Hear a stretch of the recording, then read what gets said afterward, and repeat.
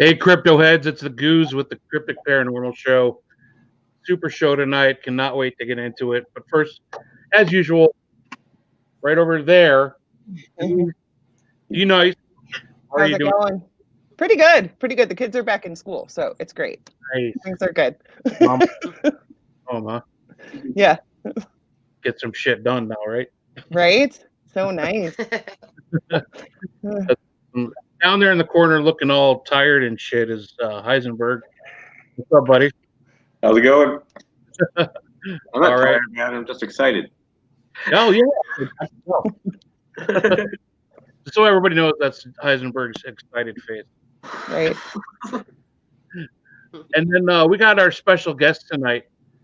Down there in the corner, we got the Spooky Babes, Stormy Daniels, Justin Luke, with special guest investigator David Childers. What's up, people? How you doing? Chilling. Out. Yep, doing good. About to do investigation. Yeah, actually about yeah. to do investigation.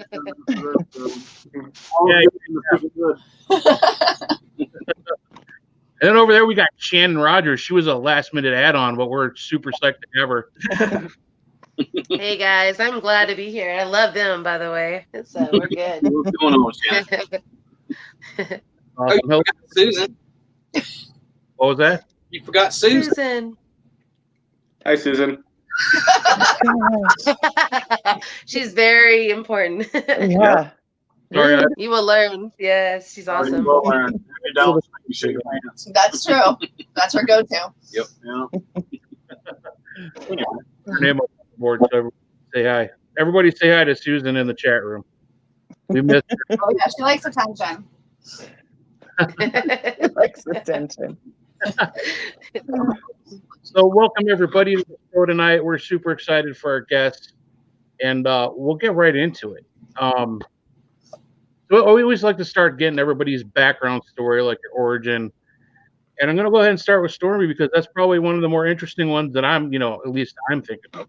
How did you get involved in the paranormal? What sparked this whole thing for you? I like to say I didn't get involved in paranormal. It got involved in me. True. I was minding my own business. But no, I would say that I've always been pretty intuitive.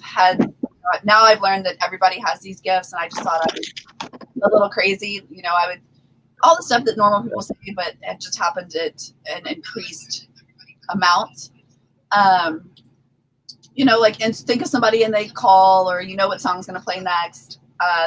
And then I'd have one or two really startling experiences a year. When I was 23, I was standing in the kitchen in the house I lived in at the time with my then partner, and I had this terrible feeling about his daughter. And I remember running out to the garage and telling him that she was going to die.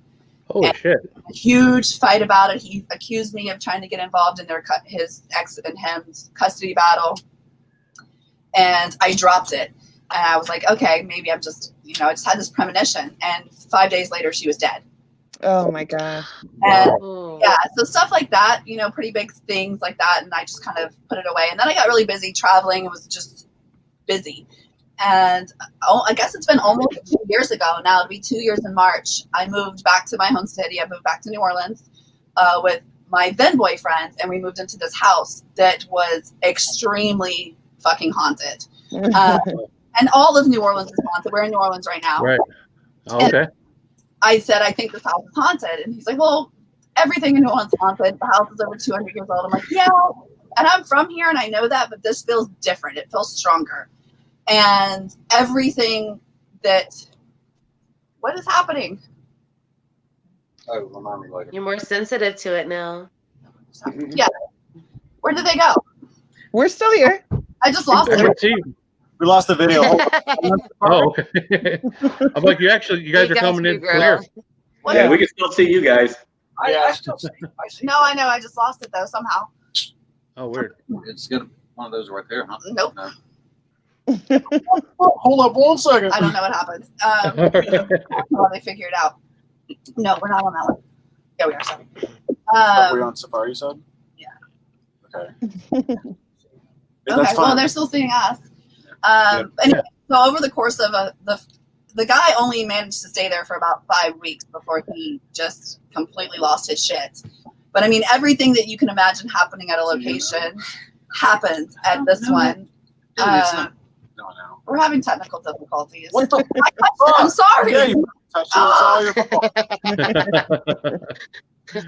fault. This sucks. Just kidding.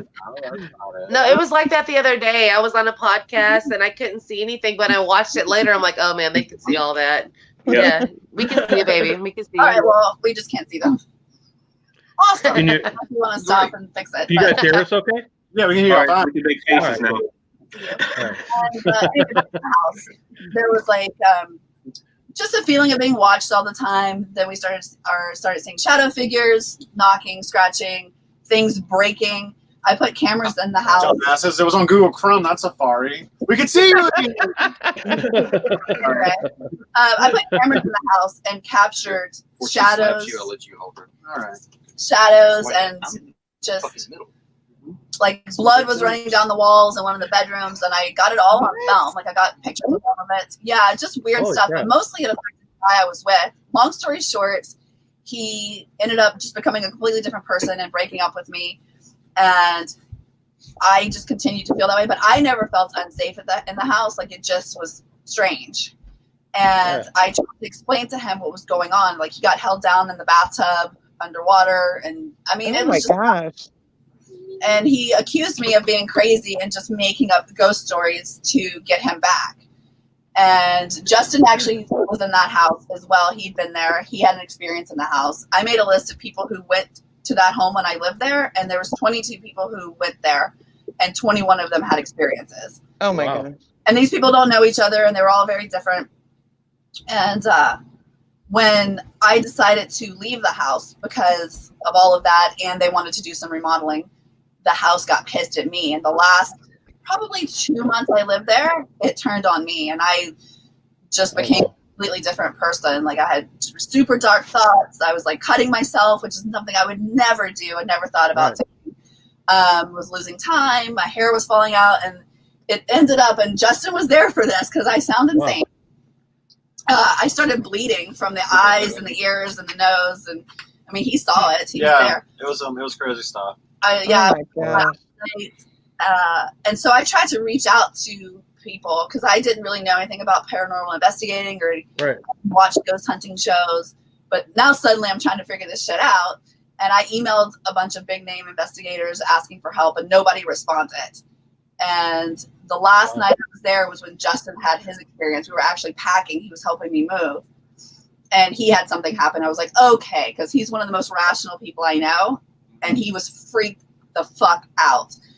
And so we just had the idea. I wanted to know if I was crazy like my ex was telling me I was, or I just wanted answers. So we decided to start Spooky Babes, really just because I was being a petty bitch and wanted to prove my ex-boyfriend. Couldn't think of a better reason. So we started Spooky Babes, and the first 2 locations we went to were just off the charts. And and one of them was a house in Mississippi where I met another paranormal investigator. And ever since he and I met, I've had these weird, I mean, they can, both back that story up. Yeah. So that's how I got started. Nice. So, Justin, was that experience at Stormy's your first one, or did this start before for you? So I would say that it was my first experience to where I couldn't rule anything out and debunk it or take it to the scientific aspect and try and debunk it. But yeah, it was definitely a turning point for me as well, because I grew up as a big fan of paranormal stuff, all of those shows, and it was a thing at the time that really intrigued me. But now, kind of pursuing it and tearing down walls that I've built up, I think because I was scared to experience or feel things for myself. Yeah. Because I just couldn't handle it. But now, doing so and tearing down walls and really, exploring that side of me, it's fucking nuts. Yeah. So now we, and it's funny too, because like the first real tour that we went on whenever we started investigating like a place each night, that's the first time where I experienced a bunch of things that I only heard about or witnessed on TV. like being touched, being spoken to, EVPs, all of that. So the longer we do this, like the more of a believer I am. And like, because I believe in the stuff, it's just like I'm stubborn and still a skeptic to a degree. But yeah, dude, there's a lot of shit that's like nothing surprises me now whenever something happens. It's good to be a little bit of a skeptic all the time. Yeah. That's what I tell new people in the field is like, be patient when you start getting things. The more you get, the more you will start getting after that. You got to learn really how to communicate with spirit and accept it. Yeah. Kind of in a way. We didn't even have to be fucking patient, dude. I know. It was in your face. Yeah, I mean, I think that's happened to a lot of us. I mean, when I first started, it was all about the tech and, trying to document this and prove it or disprove it. But now I think, like, it's our group with Dark Alley, we just go out and we just observe and we start feeling shit. And it's just like, it's crazy. Like, our journeys went from the scientific, trying to prove it scientifically, to just feeling it and experiencing it and being like, wow, what the hell? Absolutely. And trying to figure it out from there. Well, I mean, personal experience is what's actually going to lead you to using your equipment. Right. Right. I mean, personal experiences is actually what's keeping us in this field. What our feelings and going out there, even the adrenaline rush, man. I mean, I'm a junkie. I fucking love it, and they do too. Especially this here. Oh, yeah. He's a crier, though. Oh, my God. He doesn't bring that up. It's all right, bro. I did too. But yes, it's because I am sensitive spiritually. Oh, Maybe you're just a In real life, yeah, but like, I feel for them. I'm an empath. And it's something There that you I'm working to deal with, and cope with. And I'm going to cry a lot. Is that a problem? No, you're pretty when you cry. I'll give him a hug, Hey, man. we are here for you. Don't worry, we're here for you. damn. You're in Greg the cries boat. every time he does this show. This shit right here. Yeah. I cry for hours after. Like, what the hell did we just do? Never mind. Yeah, his spirit coming over here radiating off of me. No, it's just He's trying to block me. It's an imprint. You're imprinting on me. So she'll beat my ass before she hits me. Yep. Oh, shit. That happened the other night. Yeah. See, whenever she smacked the fucking shit out of me and the ball came out of my piercing, and now it's just like, going rogue on me. Damn. I didn't notice that as a good. Not, look like I can take it out. Don't talk back, bitch. Yeah. You guys sound like you've been stuck in a van for too long. Right. By the river, yeah. We were play fighting, and I barely smacked him, and he demanded that I hit him harder and harder until I just. We were drinking absinthe. A lot of it. Oh, okay. Fair enough. That was what happened. That night? Yeah, Holy shit. Yeah, dog. I had bruised it. So Our wife beaters yanked my wife. No, you're my wife. Get it right. That's true. That's true. So, back to the show. Yeah. so we still need to get Susan's origin story. Yes. Oh, we're gonna go there. So, Susan, the story that I have been told and have verified for myself and through several mediums, is that she originally the doll belonged to a little girl around 1955, and the child passed away, but after suffering for a very long time. Like, the number that I get is 3.5 years, and that's what I've also been told. And she had stomach cancer, and it was a pretty sad story, and she suffered, and Susan was probably her comfort item, like her binky or whatever. What are you doing? You're here. You're shitty. Don't make a voodoo doll, bitch. Maybe it's Susan's. Anyway, so she belonged to this little girl, and when the little girl passed, the family was creeped out by the doll. I guess they said they got vibes from it, or she moved, or whatever happened, and they called in the Warrens to investigate and cleanse the house, and they took the doll, which I guess she was there for quite a while and exchanged hands, and then she was purchased on an online charity auction by John Bullard, who had her for about 9 years, and she lived with him, and she was his prized possession for 9 years. But she never did anything. She never talked or moved, but he just knew she was very special. And she lived for like 4 years in a glass case in a house in Mississippi that I can't say the name of. They'll sue me.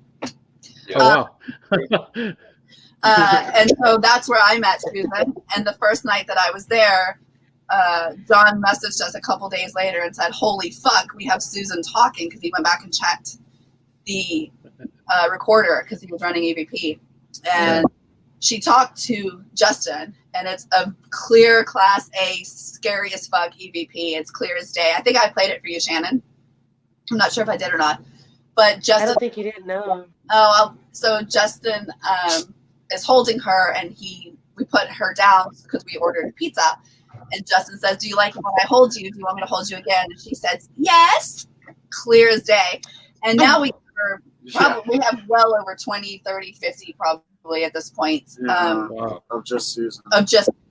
Both EVPs and disembodied voices. I actually heard her clear as day this morning. I was awake and I left her in my bunk, and she called my name. Wow. Yeah, and so she's just gotten more and more active. And we have her on film moving, we have her talking, we have her crying. And it goes all the way back to that first EVP that we captured of her. It's the same voice every time.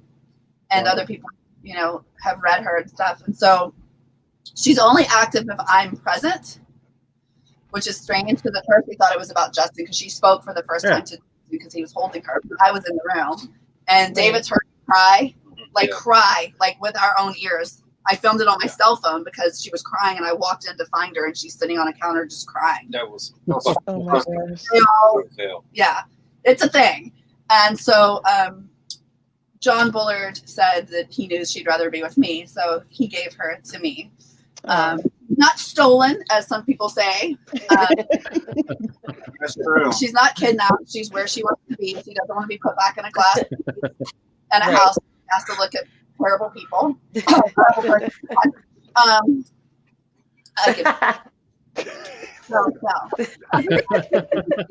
I'm gonna fucking call you out because I've been sick with her. She was given to me, and everybody knows it. And I have it on film, her being given to me, and all of that. That's true. Come at me, bitch. Right.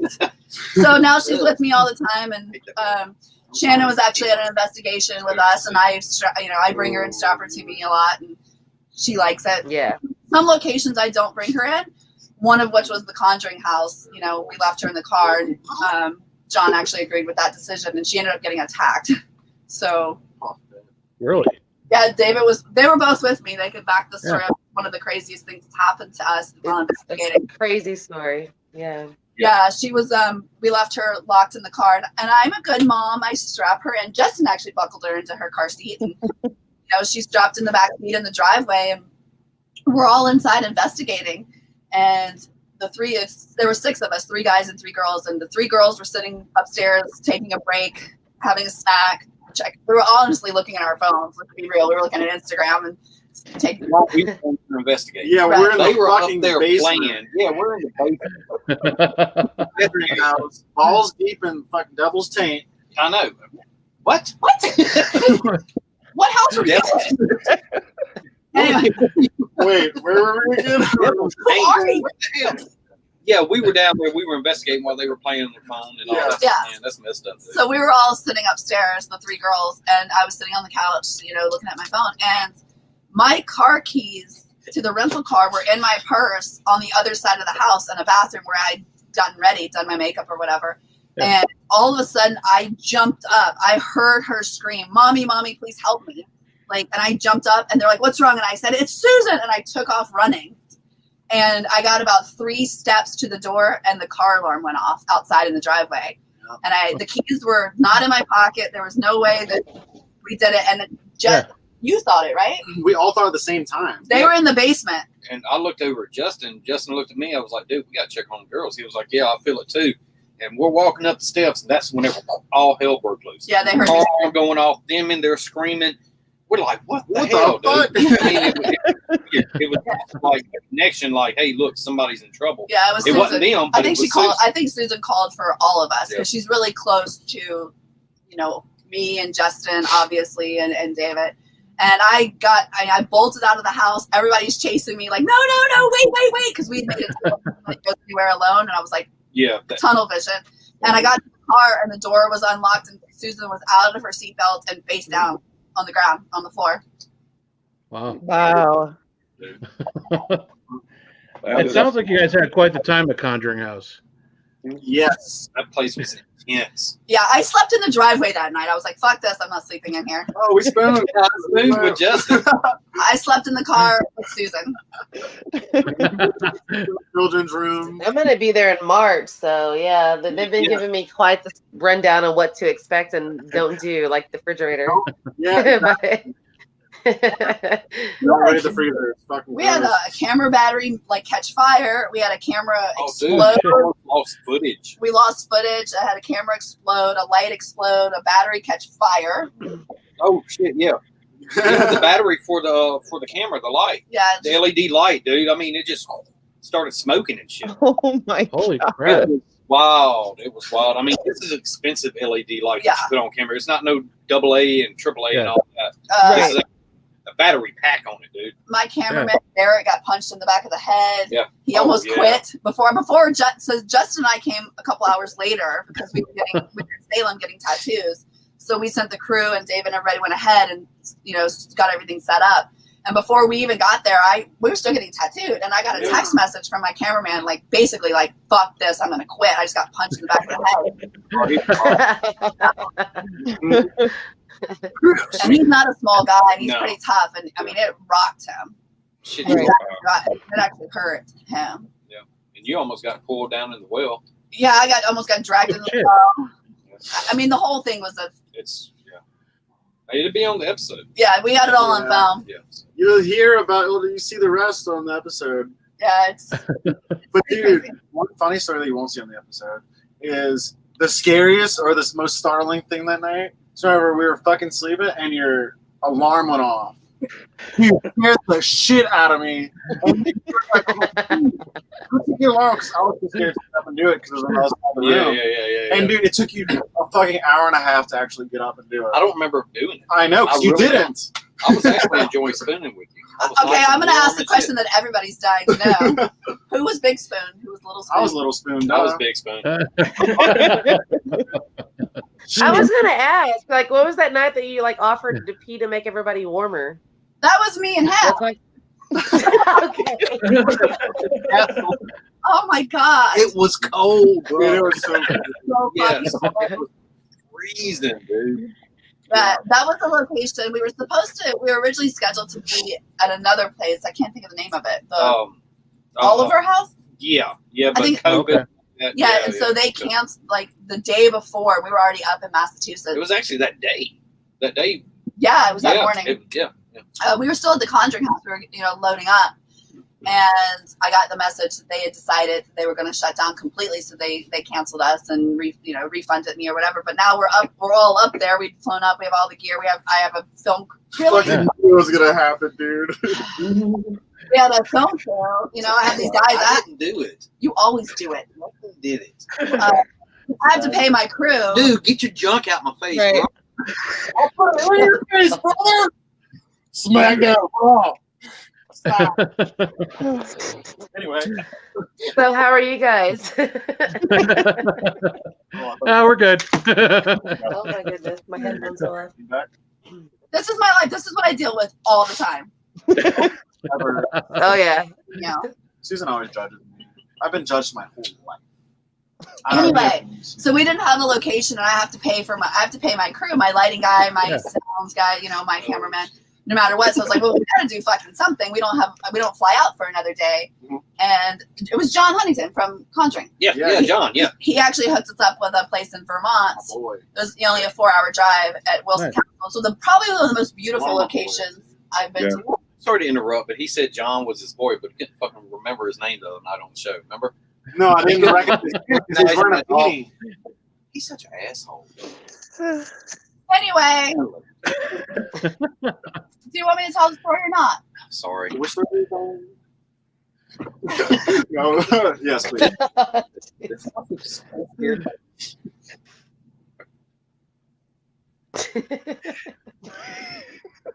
Are we waiting?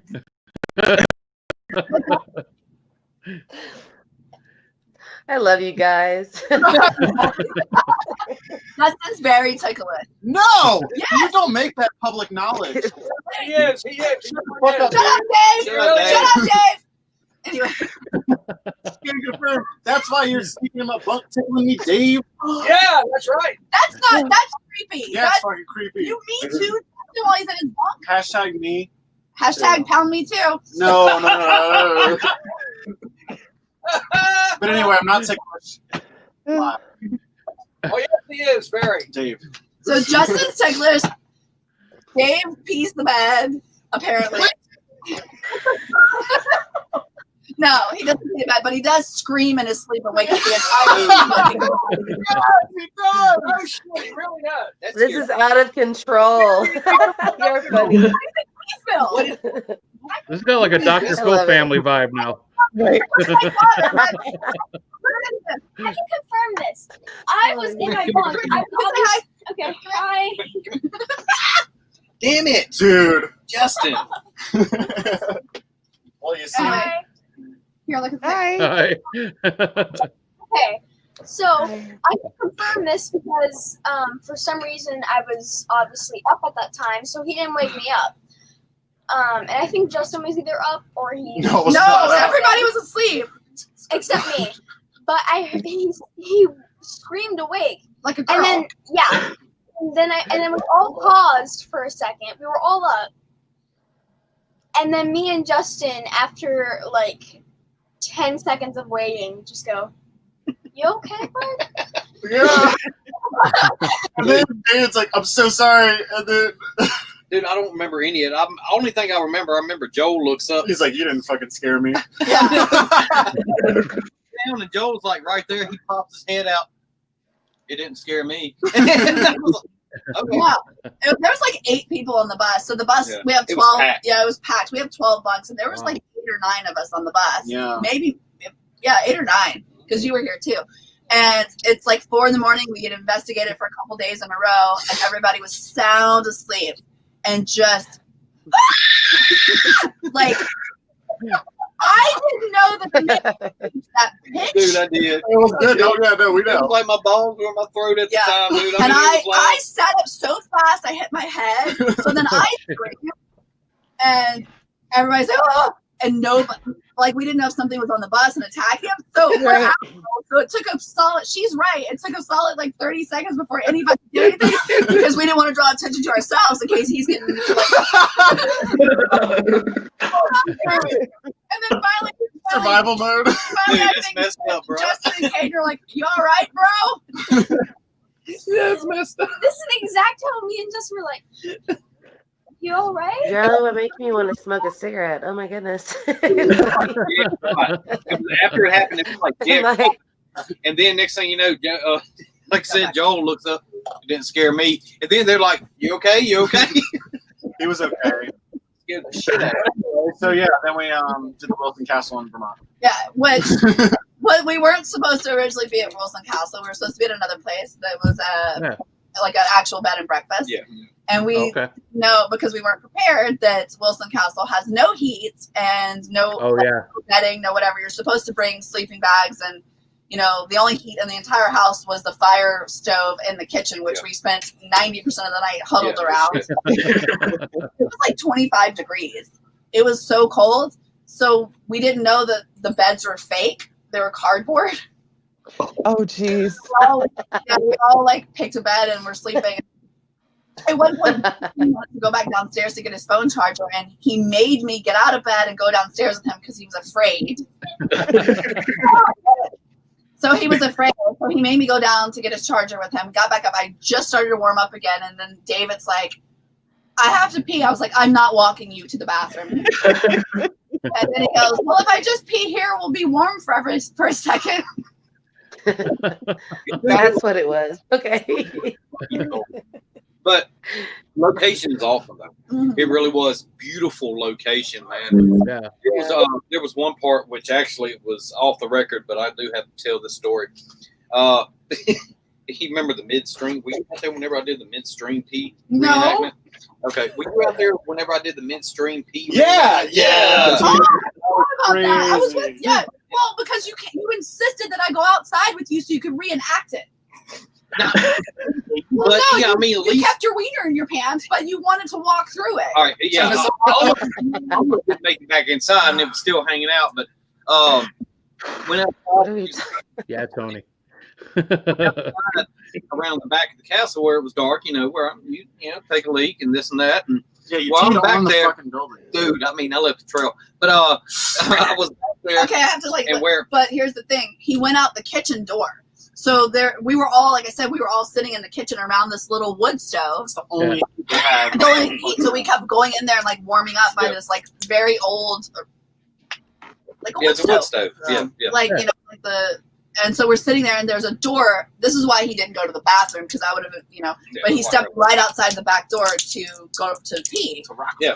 Okay. So I'm setting the stage for you. There's like 6 of us sitting around the stove right inside. Well, I'm out there, and right where I'm peeing at is a freaking it's a stairway that goes down to the basement. It's All right. not the stairway to heaven. No, it's a basement, Justin. All right. So, I'm peeing right there, and dude, while I was back there in the middle of doing my business, it sounded like something just hauling ass those steps from the basement. Scared the shit out of me. Dude, I mean, I'm sitting here and I turned around in midstream. Don't point that at me.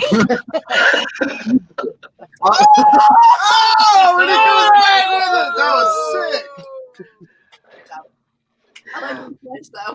Yeah, you did. Like, I'm doing it. I'll be fucking scared too. But dude, I turned around and I mean, in midstream, whenever I was running back inside, I realized that it was still hanging out. I was about to open the door and it was still hanging out. I was like, oh shit.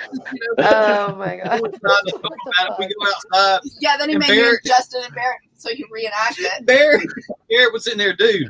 Is that where you went right there? I mean, it was just like, it was like having a water hose and just turn it to the left. Anyway, okay.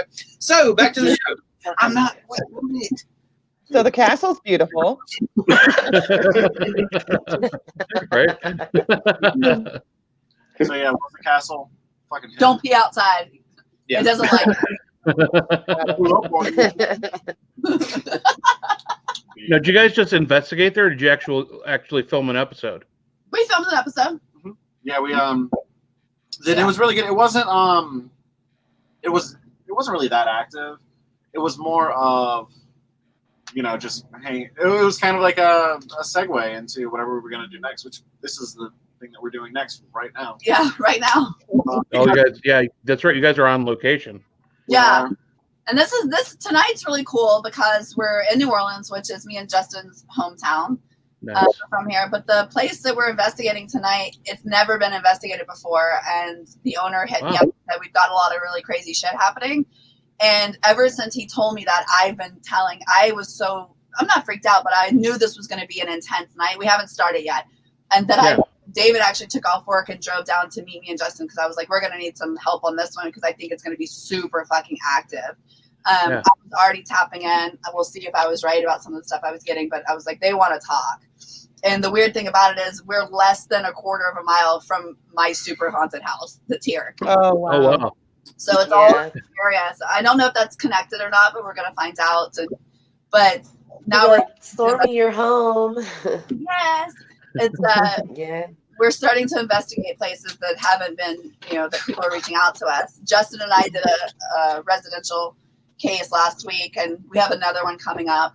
Oh, cool. How did that go? I was curious. So the girl hit me up.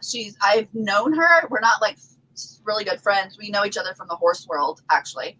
And I hadn't talked to her. We lost track over, the last 4 or 5 years. She moved to a different aspect of the sport, and I just haven't been showing. And that's how we knew each other. We were horse show friends, basically. And she hit me up and wanted a reading. And I've always known her just based on her posts to be like super religious, very church going. And I was like, you okay? Yeah, I'm fine. Hairball? Play hairball. Well, no, it didn't for David. I deserve that. So I was like, I'm asking for like a tarot reading from me or card reading. I was like, oh, okay, I'll do it, whatever. So I was like, but I can't do it tonight. I have to do it tomorrow. And I was sitting on my couch, and she said, okay. And Justin was with me. We were watching a movie. This was on New Year's Day, and it was 11 o'clock at night. And I was sitting there, and I said, I'll do it tomorrow. I'm too tired tonight. It's too late. Didn't even think about it, and something hissed at me. Oh yeah, dude. Like in my house, and I was like, whoa. And I saw this thing in my head, and I immediately get a text message from David, who was all the way in Mississippi. He goes, what's going on? I just felt like something negative. And he felt it all the way there. And I said, well, this girl just reached out to me, and he described the exact same thing I saw. So I was like, well, this is going to be interesting. So the next morning I read the cards, and it all came up in the cards, and that like some super personal stuff about her that I won't share, but some dark, very personal stuff. And I gave her reading, and she was like, oh, so it did show itself. I've had this attachment since I was 7. Everything you're saying about this and this and this and this and this is correct. You know, she was like, I need help. It's starting to affect my young child. I just moved into a new property. The horses are being affected. So I was like, okay. I did a bunch of research. By the way, process. And, you know, we worked with her. We got all that straight. You know, we called in some other experts to aid us. But ultimately, when we were done with all that, Justin and I went to her property and did like a full cleanse and set up some protection. And I've been messaging her ever since and got her doing some aftercare stuff. And she got a therapy kitten. And she got a kitten. We brought her a kitten and the whole thing. And she's doing good.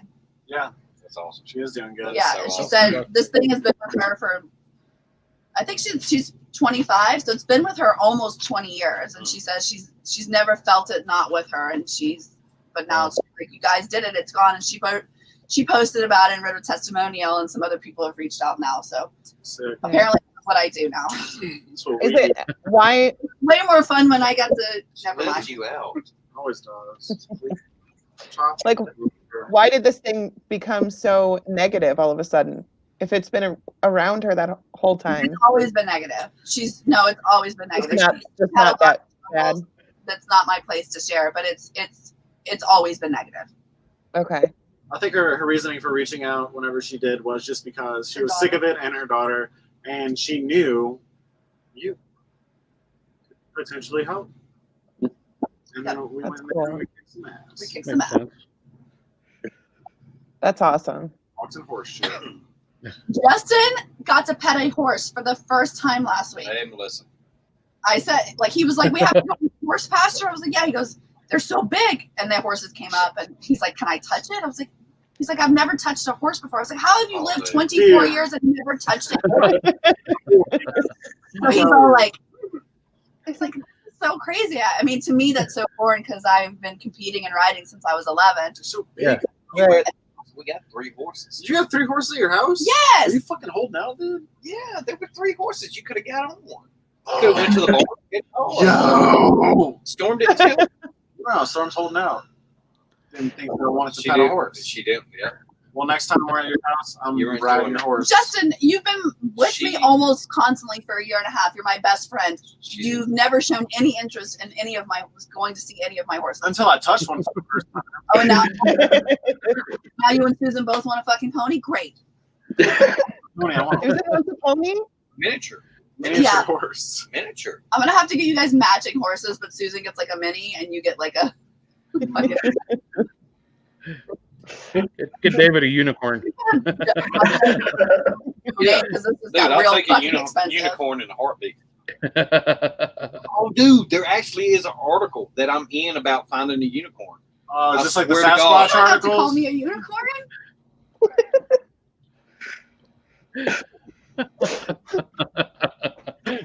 Awkward silence.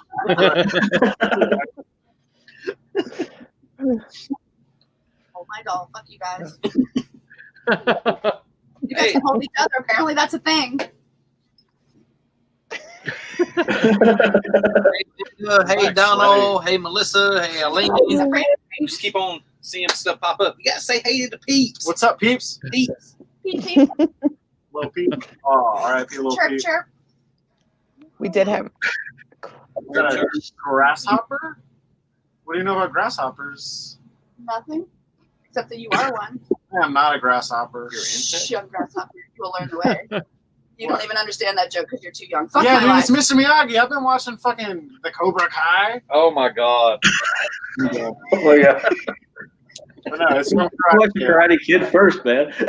No, I did watch Karate Kid first. I'm not saying like, oh yeah, Cobra Kai was Karate Kid. But no, Cobra Kai's fucking sick. Damn. So is Karate Kid. Damn. Look at Cruz's shirt. Show no mercy. Yeah. Oh. I thought you hit it in the crotch. Oh my god. Oh, sweep the ball. I thought that was. Never mind. Are you calling me old? They don't hang that fucking low, bro. Damn. Okay, anyway. So Yes. this one, So, going back to the show, where we could be able to watch this when it's all done and that was produced. the production right now. It's in editing. I think, I did all the producing of the show. It's 100% self-funded, which means nobody got to tell me what to do. Nice. That's the only way to go. Yeah, I very directed it. I've been directing for almost 20 years, but I didn't want the pressure of somebody, if we weren't getting evidence to make us fake shit. Yeah, to put pressure, like when nothing's happening, and want to create something. And, it's all real paranormal. It's real. right. And it's about like helping people and this and that. Yeah. It's 100% self-funded. And which sometimes it slows down a little bit because it's my own money and all that stuff. But it's in post-production now. The way that we're going to structure it is the first episode is more like a documentary. It's probably going to be about an hour and a half, and it's kind of the introduction and all the backstory of the house here and how I got, the haunting of Stormy. I don't know. And then 10 episodes of Spooky Babes. And we have a lot of interest. A lot of it we turned down because, let's face it, they're never going to let me on cable. In case you haven't forgotten, apparently I have no morals and I'm a giant whore. Yeah. I wasn't looking at you. I'm just saying, like, I didn't do it that time. I did not do it. I've been sitting right here. Anyway, God, Susan. Do it. I'm just fucking terrible. Take it down. Anyway, like a lot of people won't touch it, and let's face it, every other word on the show is me and Justin going, yeah. Oh my god, fuck shit. It's gonna be as many bleeps as the fucking Osborne show and everything. Yeah, so fucking nuts. I'll just say that it's a streaming network. Hold on. I'll get more reason, man. Be able to use all these impressions. Okay.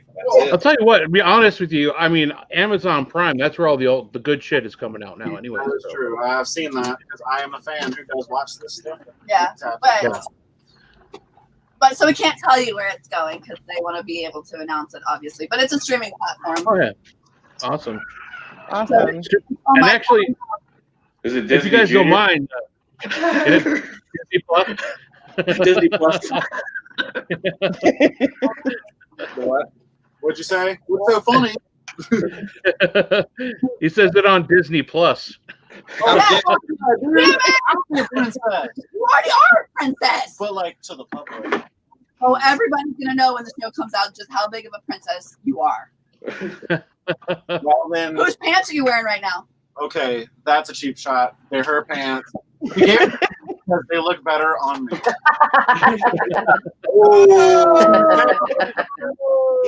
Oh shit! My phone died, and I had to get on my laptop, and this is what I come back to. Oh my goodness! Hello, guys. Wearing your panties. No, I don't wear Yeah, panties. he admitted it. I don't wear panties. Why are you wearing my pants? They were pink. Yeah. Oh, yeah, they were red. That's where my red underwear went? No. He's also wearing my eyeliner. And eyeshadow. Yeah, he's a princess. What did I call you, Para what? So, real quick, I want to play the teaser that Dave shared with me for everybody to watch. Cool. Fuck yeah. So. Wait, is it like our teaser? Oh, shit. I thought you were gonna say we have a teaser, and I was gonna slap you. Oh, no, we have a teaser. I'm watching like fucking. Never a dull moment. Never. I love it. So everybody watching Crypto Heads, here's a little bit of a taste of what we're gonna see with Spooky Babes. Dave's gonna blow fish. Yeah, may as well since we're talking about it. Dave's gonna blow fish. This is what he does on every podcast because he wants to see what we see, but then he actually.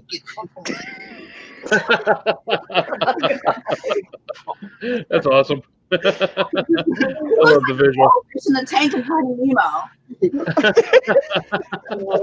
All right, here we go. Roll the teaser. And I heard knocking. I heard scratching. Let me be Lord know. What is your name? Give me your name now! Hold on the window, Dave. You're going back in the case. Yes, and I pulled the heart chakra. Oh, she loves you. Probably get smacked in the back of the head. You'll probably get smashed. I totally fucking saw something. Blood ran down the walls. Okay.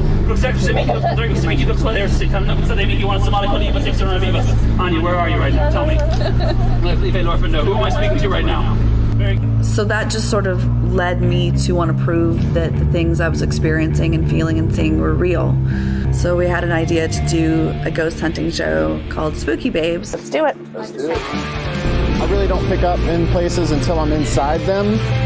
So it's a shot in the dark. First touch, I felt a pressure on my shoulder right here.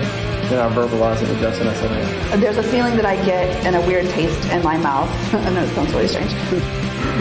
Oh, that sounds good, yo. I feel very uncomfortable standing here with my back to it. I'm scared as shit right now. He's not here. He's not here. I'm Satan himself. It's not a very welcoming type of experience. It's going to be a long night. Right now, I'm truly a believer.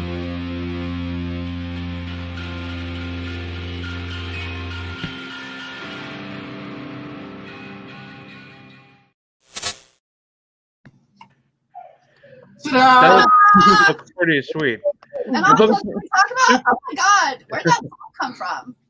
Oh, that song is done by a spooky New Orleans native band called Dead Sled Funeral Company.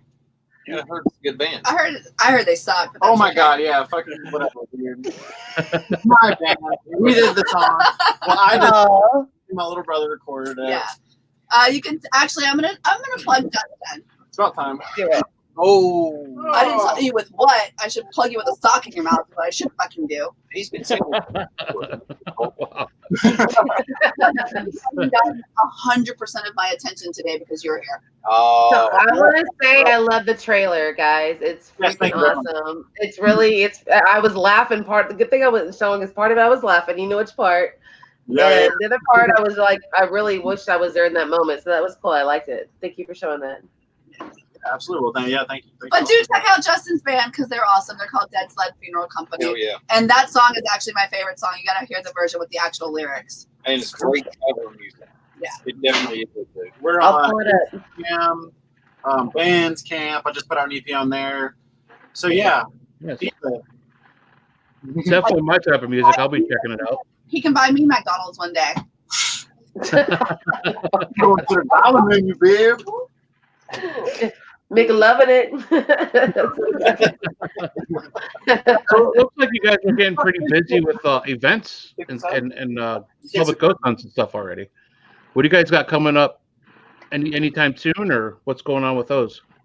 That's all you know the dates. Oh, shit.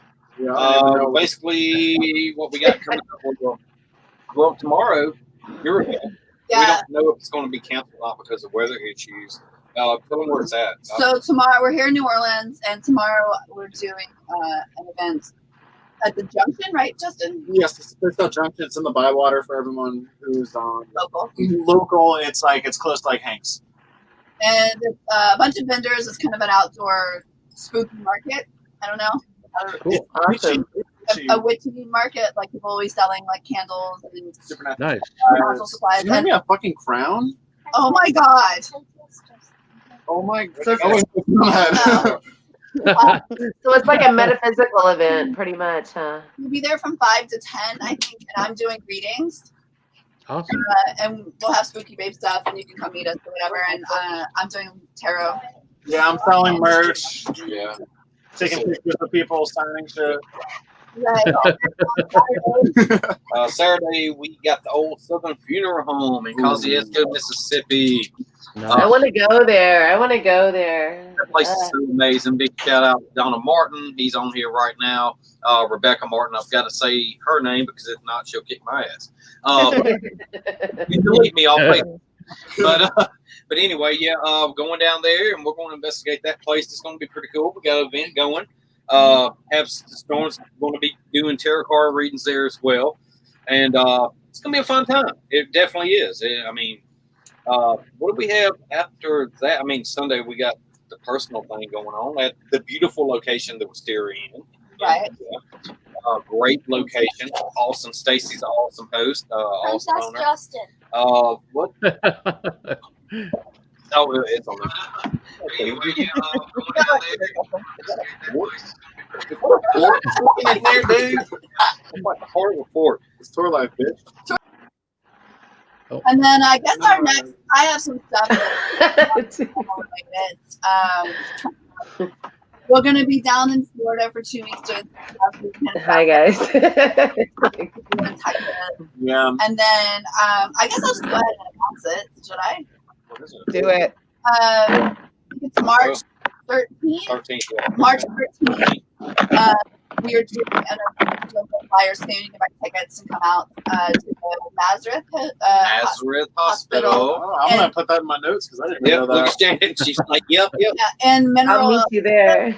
All my friends can come out because it's also my birthday party. Nice. Yay! Okay, find me a ticket extra somewhere because I'm going. What is it? Shauna?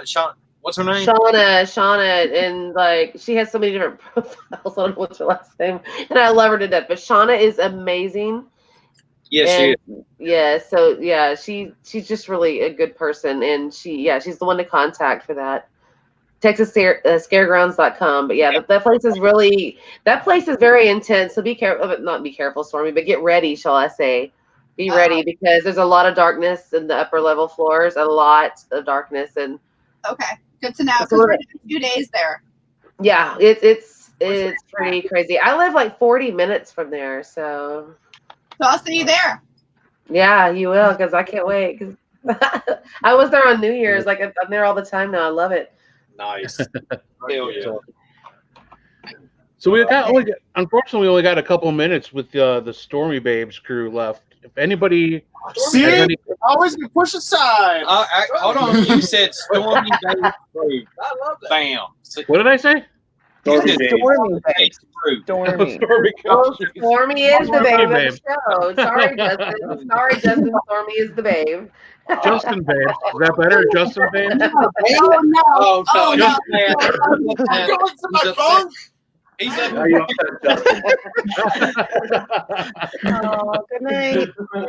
I pissed him off. God damn it. I'm teasing. No, I know you were obviously. If you don't cut him out of it, it's going. Hey, I'm just giving the people what they want. You're not giving what they need. Oh. What? Another child? Okay, I think I'm going to get out of this. I know. Okay, anyway, yes, we do have 2 minutes left. What you got for us? Or what do you have for Stormy Babes? If any, sorry. If anybody has any final questions for the Spooky Babes, let's all hear them real quick. If not, guys, we really appreciate you guys being on. Oh yeah, appreciate being here. It was really fun. Yeah, good. We always like to have fun on the show, and nothing's scripted. It was really cool just to sit back and watch you guys kind of party on the bus, but and learn about y'all at the same time. Wish you guys super good luck. That trailer was phenomenal. It looks like it's going to be a pretty intense series, and I can't wait to see it. Yeah, I love it. Love it. Yeah. Good job. And you guys have So- fun in your investigation tonight. Be safe. Yes. Yeah. Okay. Yeah, we're gonna get grounded and stuff beforehand. I'm not doing this one barefoot though. Justin's new thing is to go barefoot into locations. This dumb motherfucker was in the basement of the Conjuring house. I was getting grounded. That's not how it works. You're gonna get like Yeah. a rat's gonna bite You you. do that in the river or the grass or the mountains, not in a dirty, abandoned, yucky. You're so adorable, Justin. Well, no. Well, the thing is, yes, we do get grounded outside in the grass and the dirt. Oh, But right there. Yeah, That would be a perfect. Yeah, perfect. Yeah. oh, that's New Orleans. Dude. Oh, actually, yeah. Let's not do it right there. We'll find. All right, so thank you guys. Thank you so much. For You know what? coming I on. can't wait to see y'all again, and I love you Yeah. guys so much. Thank you. I love you too, Shammy. I'll see you on your birthday. Absolutely. Yep, she's turning Hey. 85. Oh, I'm sorry, that was really 54. Well, David, thank you for getting this all together for us, man. I really appreciate it. That was fun. Yes. More story coming. Hey, Stormy. Ron Thompson says hi. hi, Ron. Hey, Ron. She's like, going home? What's up, Ron? Throwing shout outs. Guys, we gotta go do this. Yeah. All right. Have fun. Have fun. All right. Be Good careful. luck, guys. See you guys Good later. night, guys. Bye, guys. Wait, I Bye, guess we gotta turn Justin. They crack me up. I can't even begin to no. tell you. It's like, There's a ton of crazy energy right in there. Holy shit. yeah. How did they do any investigating? I've investigated with them. I have. It was like, the crazy thing was I was on the same level as Stormy that night. We were going in different directions. They were saying they needed to put leashes on us because we were both hitting like that. It was so crazy. But I mean, aside from what anybody says, it's such good people when you really sit down and get to know someone. Oh, yeah. And what their passion really is, besides what you think it is, when you get to really feel it, it's amazing. So they're good people, and I love them. That's awesome. Yeah, they And- seem like an awesome gang to investigate with. I'd love to. And you get to laugh so much. Right. There's nothing wrong with that. And, No. I kind of felt bad because when they started kind of promoting what they're doing, there was a lot of controversy over that. And it's like, and I kind of wanted to get into that with her, but they were having so much fun. I'm like, let's just I know. let's have a good time. But I was on the fence at Were you? first. I was. Only reason I don't ever cross paths between political and all that, but because I don't cross them, I was open to it. And my goal is to experience as many places with as many people. Yeah. It's not about being a famous. It's about this is my passion. I want to experience every bit of it. And I was like, why would I not want to go investigate with her? And when I did, Right. I'm like, it was so much fun. It was so much fun. And I was still like, did this really, And then seeing what she's done, and she's getting stronger every day. Like, they were all being silly, which is so much who they are, and it's so cool. But what I've seen is like she's growing stronger every day. She's getting the tarot. She's getting validation, she's getting confirmation, and she's getting a lot more backing because people are firsthand seeing what she does. And so I give her kudos for that. I'm like, you know what, girl, just do you, because everybody's got to do their own damn self. If people don't like it, they don't have to watch. Move on. So something just dropped. Yeah. And I think If you don't have to like it, don't watch it. Exactly. That's what I say to everyone. I mean, if you don't agree with it, then don't pay attention to it. We're such judgmental people by nature, shamefully. We just are, and we just got to stop being that way and just really open ourselves up. Like I said, if you don't like it, just move on. It's somebody else's destiny. It's their path. It's not yours. So right. But, how are you guys? I think it helps them a lot too that, every time somebody does try to run their mouth on Facebook or wherever, there's always people backing her up and basically just shutting people down. Like, just don't. Just shut the fuck up and move on.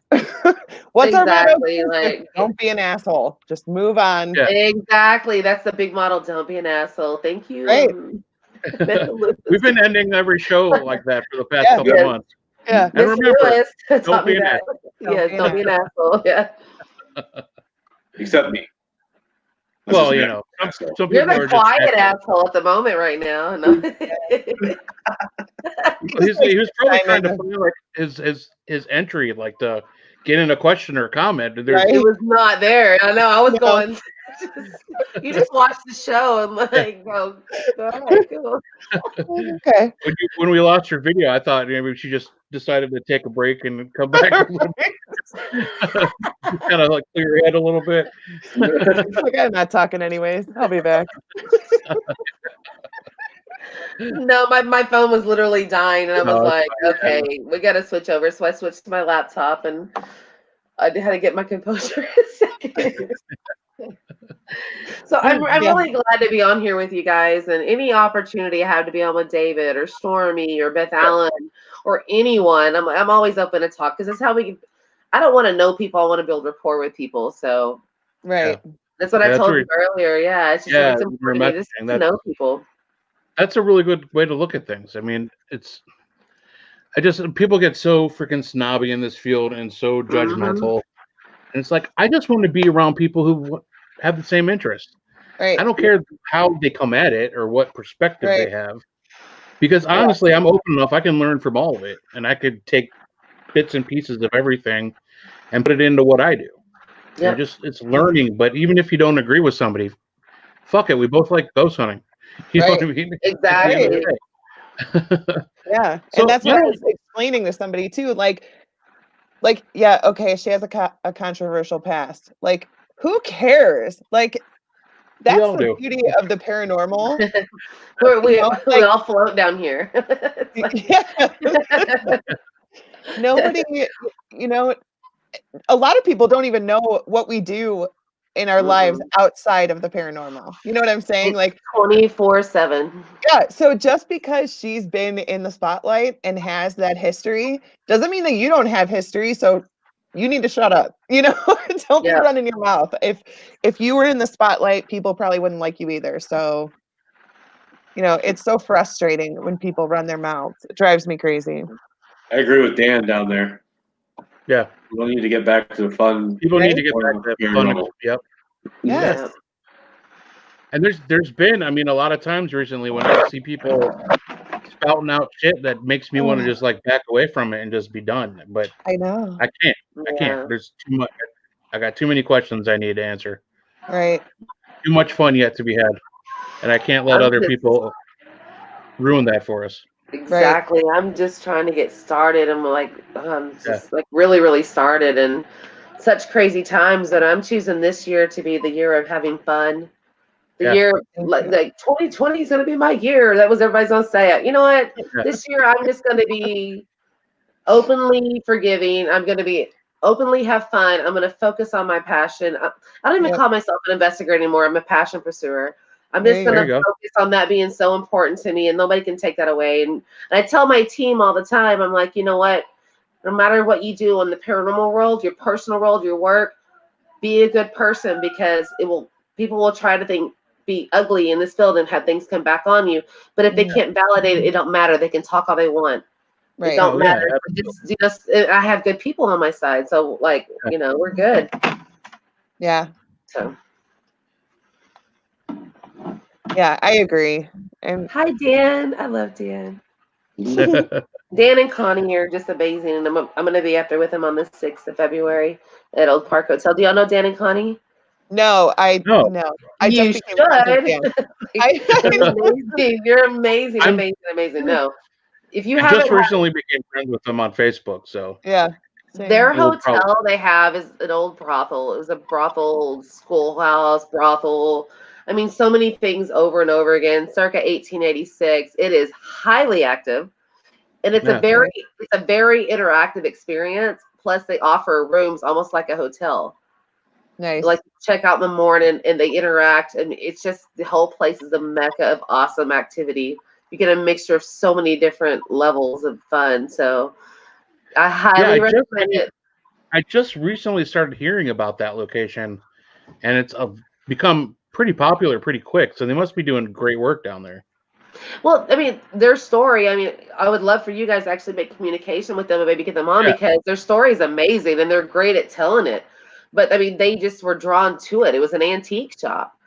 And Oh, wow. there were certain like stories that happened there, and they just went out on a whim and got it. And then like I'm telling you, like I got my confirmation chill bumps on my leg right now. That place is so epically interesting. There's a lot of activity. You cannot deny paranormal activity there. It's just in your face, and it's so fun. So and Yeah. they offer you a level of comfort while you're there, though. You're not just there. You're going to get to stay the night. You can come and go from your room. Oh, So that's nice. it's a place if any paranormal investigator should book for their team and just go have a weekend or something. It's amazing. Yeah, it sounds like a vacation. It sounds like a mini week, like a nice vacation, because so many of these places we go out to the middle of nowhere, then we got to drive a couple hours to the hotel. Yeah, or there. Or like You're us, there. yeah, or like us, we drive the drive, or well, Mike does. I sleep in the passenger seat, but drive all the way back the same night, and it's ridiculous. Yeah, I don't like that. I sleep too. Yeah, he probably is sleeping. I'm too busy sleeping myself to realize. So, Shannon, let's go back and get to know you. Like, what's your origin story? How did you start getting involved in the paranormal? Okay, so I always thought I was weird growing up, different from other people. I did not quite understand, which I still am, and I own that now. But I totally own that, but I didn't really get it. I was so hyperly sensitive to everything. And about in 2011, I started getting into the metaphysical world, which I read about the law of attraction. I started learning how about energy and spirits, and I've been in paranormal honestly just a little over 2 years, and I'm so blessed. Though a small time I've been in paranormal, my amount of metaphysical has made me a better investigator now because I understand the energy and a lot more. You know what I mean? I respect energy.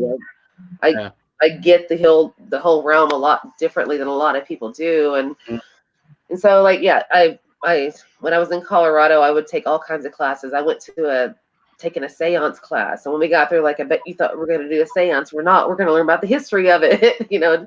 But I was just dabbing in and trying to study and learn everything I could to try to understand myself. And it wasn't until I branched over, because I've been doing like little tiny investigations for many years, but it was never full on like I am now.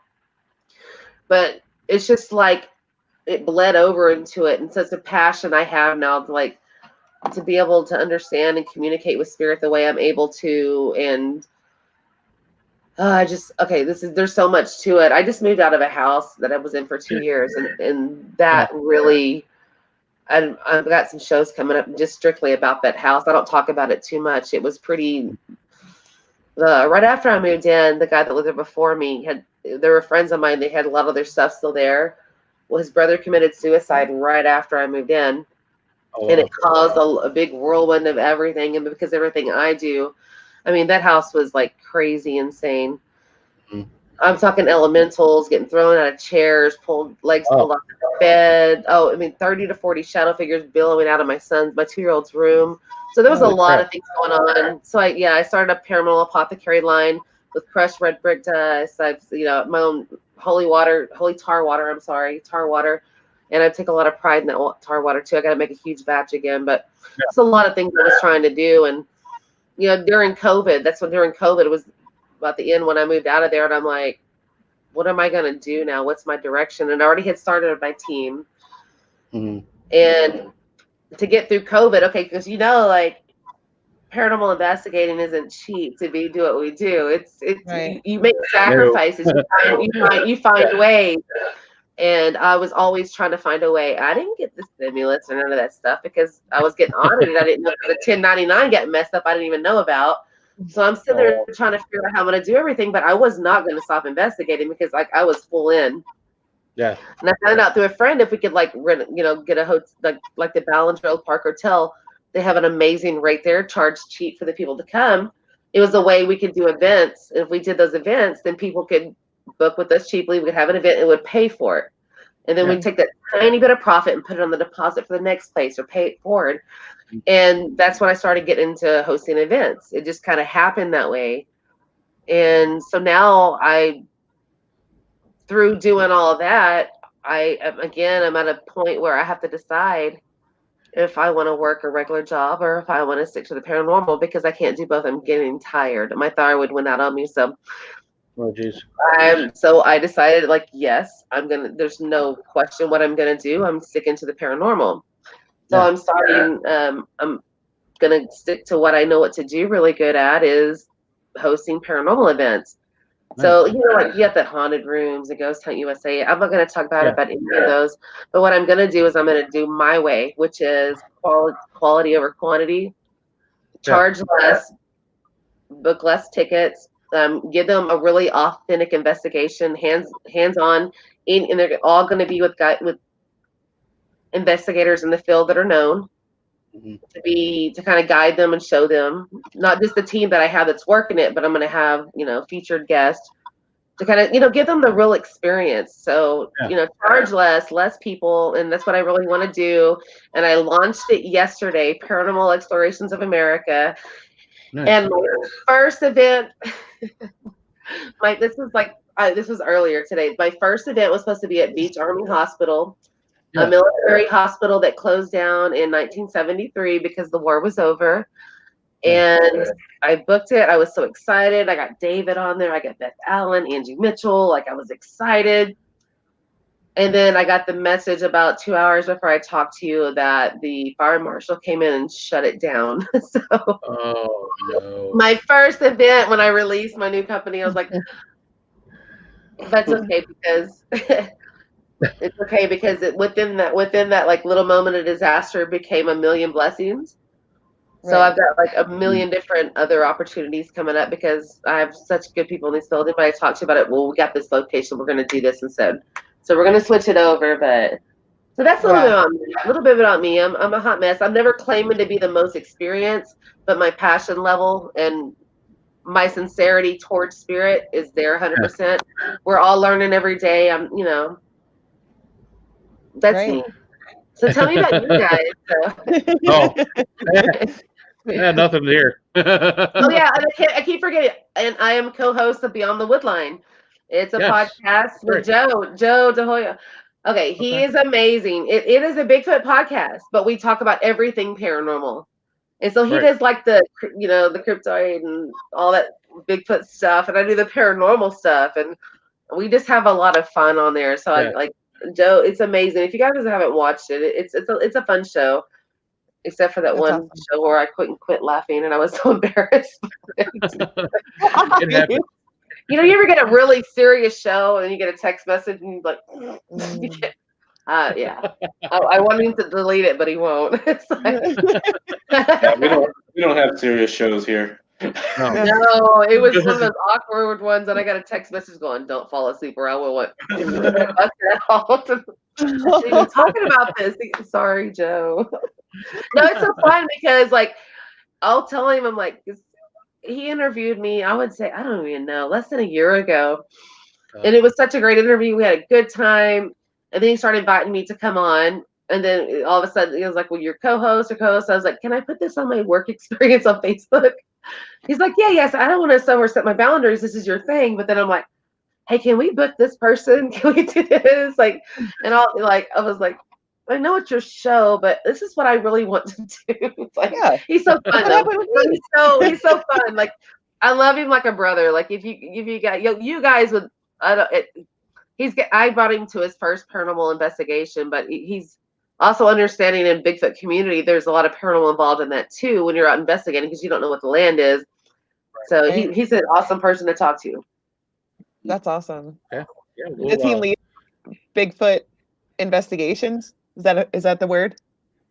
Oh no, he doesn't do investigations. He does his own research and goes out on his own. Okay, but he does a podcast talking about it, and he's like the director of some chassis out of tune with a Bigfoot, and he knows it. I sit there on the podcast about Bigfoot, and I'm curious, and I'm listening, and I'm like, I'm real quiet, and I tune in. I'm like, I'm sorry, I'm just. The thing I love though about people that are in Bigfoot is I may not be able to grasp it 100%, but I admire the passion that people do because it's the same level of passion that I have towards spirits. Right. Yeah. So who are we to judge? Exactly. You know what I mean? You know what the difference is? We're inside of a building with a flashlight listening for noises, and they're out in the woods doing it. Exactly. It's not. We can't say anything. Exactly. So. I know. love it though. So I like the dynamic that we have on there because we're so different, but it's fun, you know. So yeah, Yeah, cool. we have a pretty interesting dynamic. Heisenberg just kind of stays quiet and waits for the right I know, moment he's like, to interject something whimsical and funny. I'm waiting. We're just gonna all wait in silence until Mike says something. You know I can outlast you. But it was funny because Goose was off for a week and it was just Heisenberg and I was like, you got this, right? And he's like, yeah, I got it.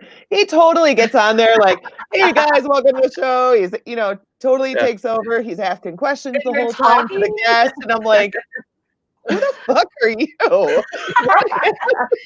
I can switch it on when I have to. Yeah, he's capable. He can do it.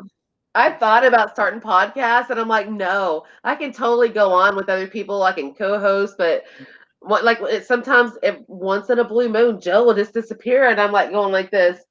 Like, I don't know what to do with my hands, Ricky Bobby. I'm like, well, we really need Joe back. Like, I get awkward as fuck. I'm like, no, we ain't good. I need some help. I went skydiving for my 40th birthday, and oh no, thank you. No, it gets crazier. Like the whole time, the guy was tapping me on my shoulder, and I'm like, all of a sudden, I couldn't remember his instructions. So I'm like doing this with my hands, and he got me on pictures doing it. I'll send it to you guys. So I look like Ricky Bobby skydiving with my hands. But the crazy part is 2 weeks later, that bless his heart, he was a veteran. He crashed and died in that plane. Oh my gosh. Wow. So I thought I wanted to go up more than once. I'm good. Yeah, no.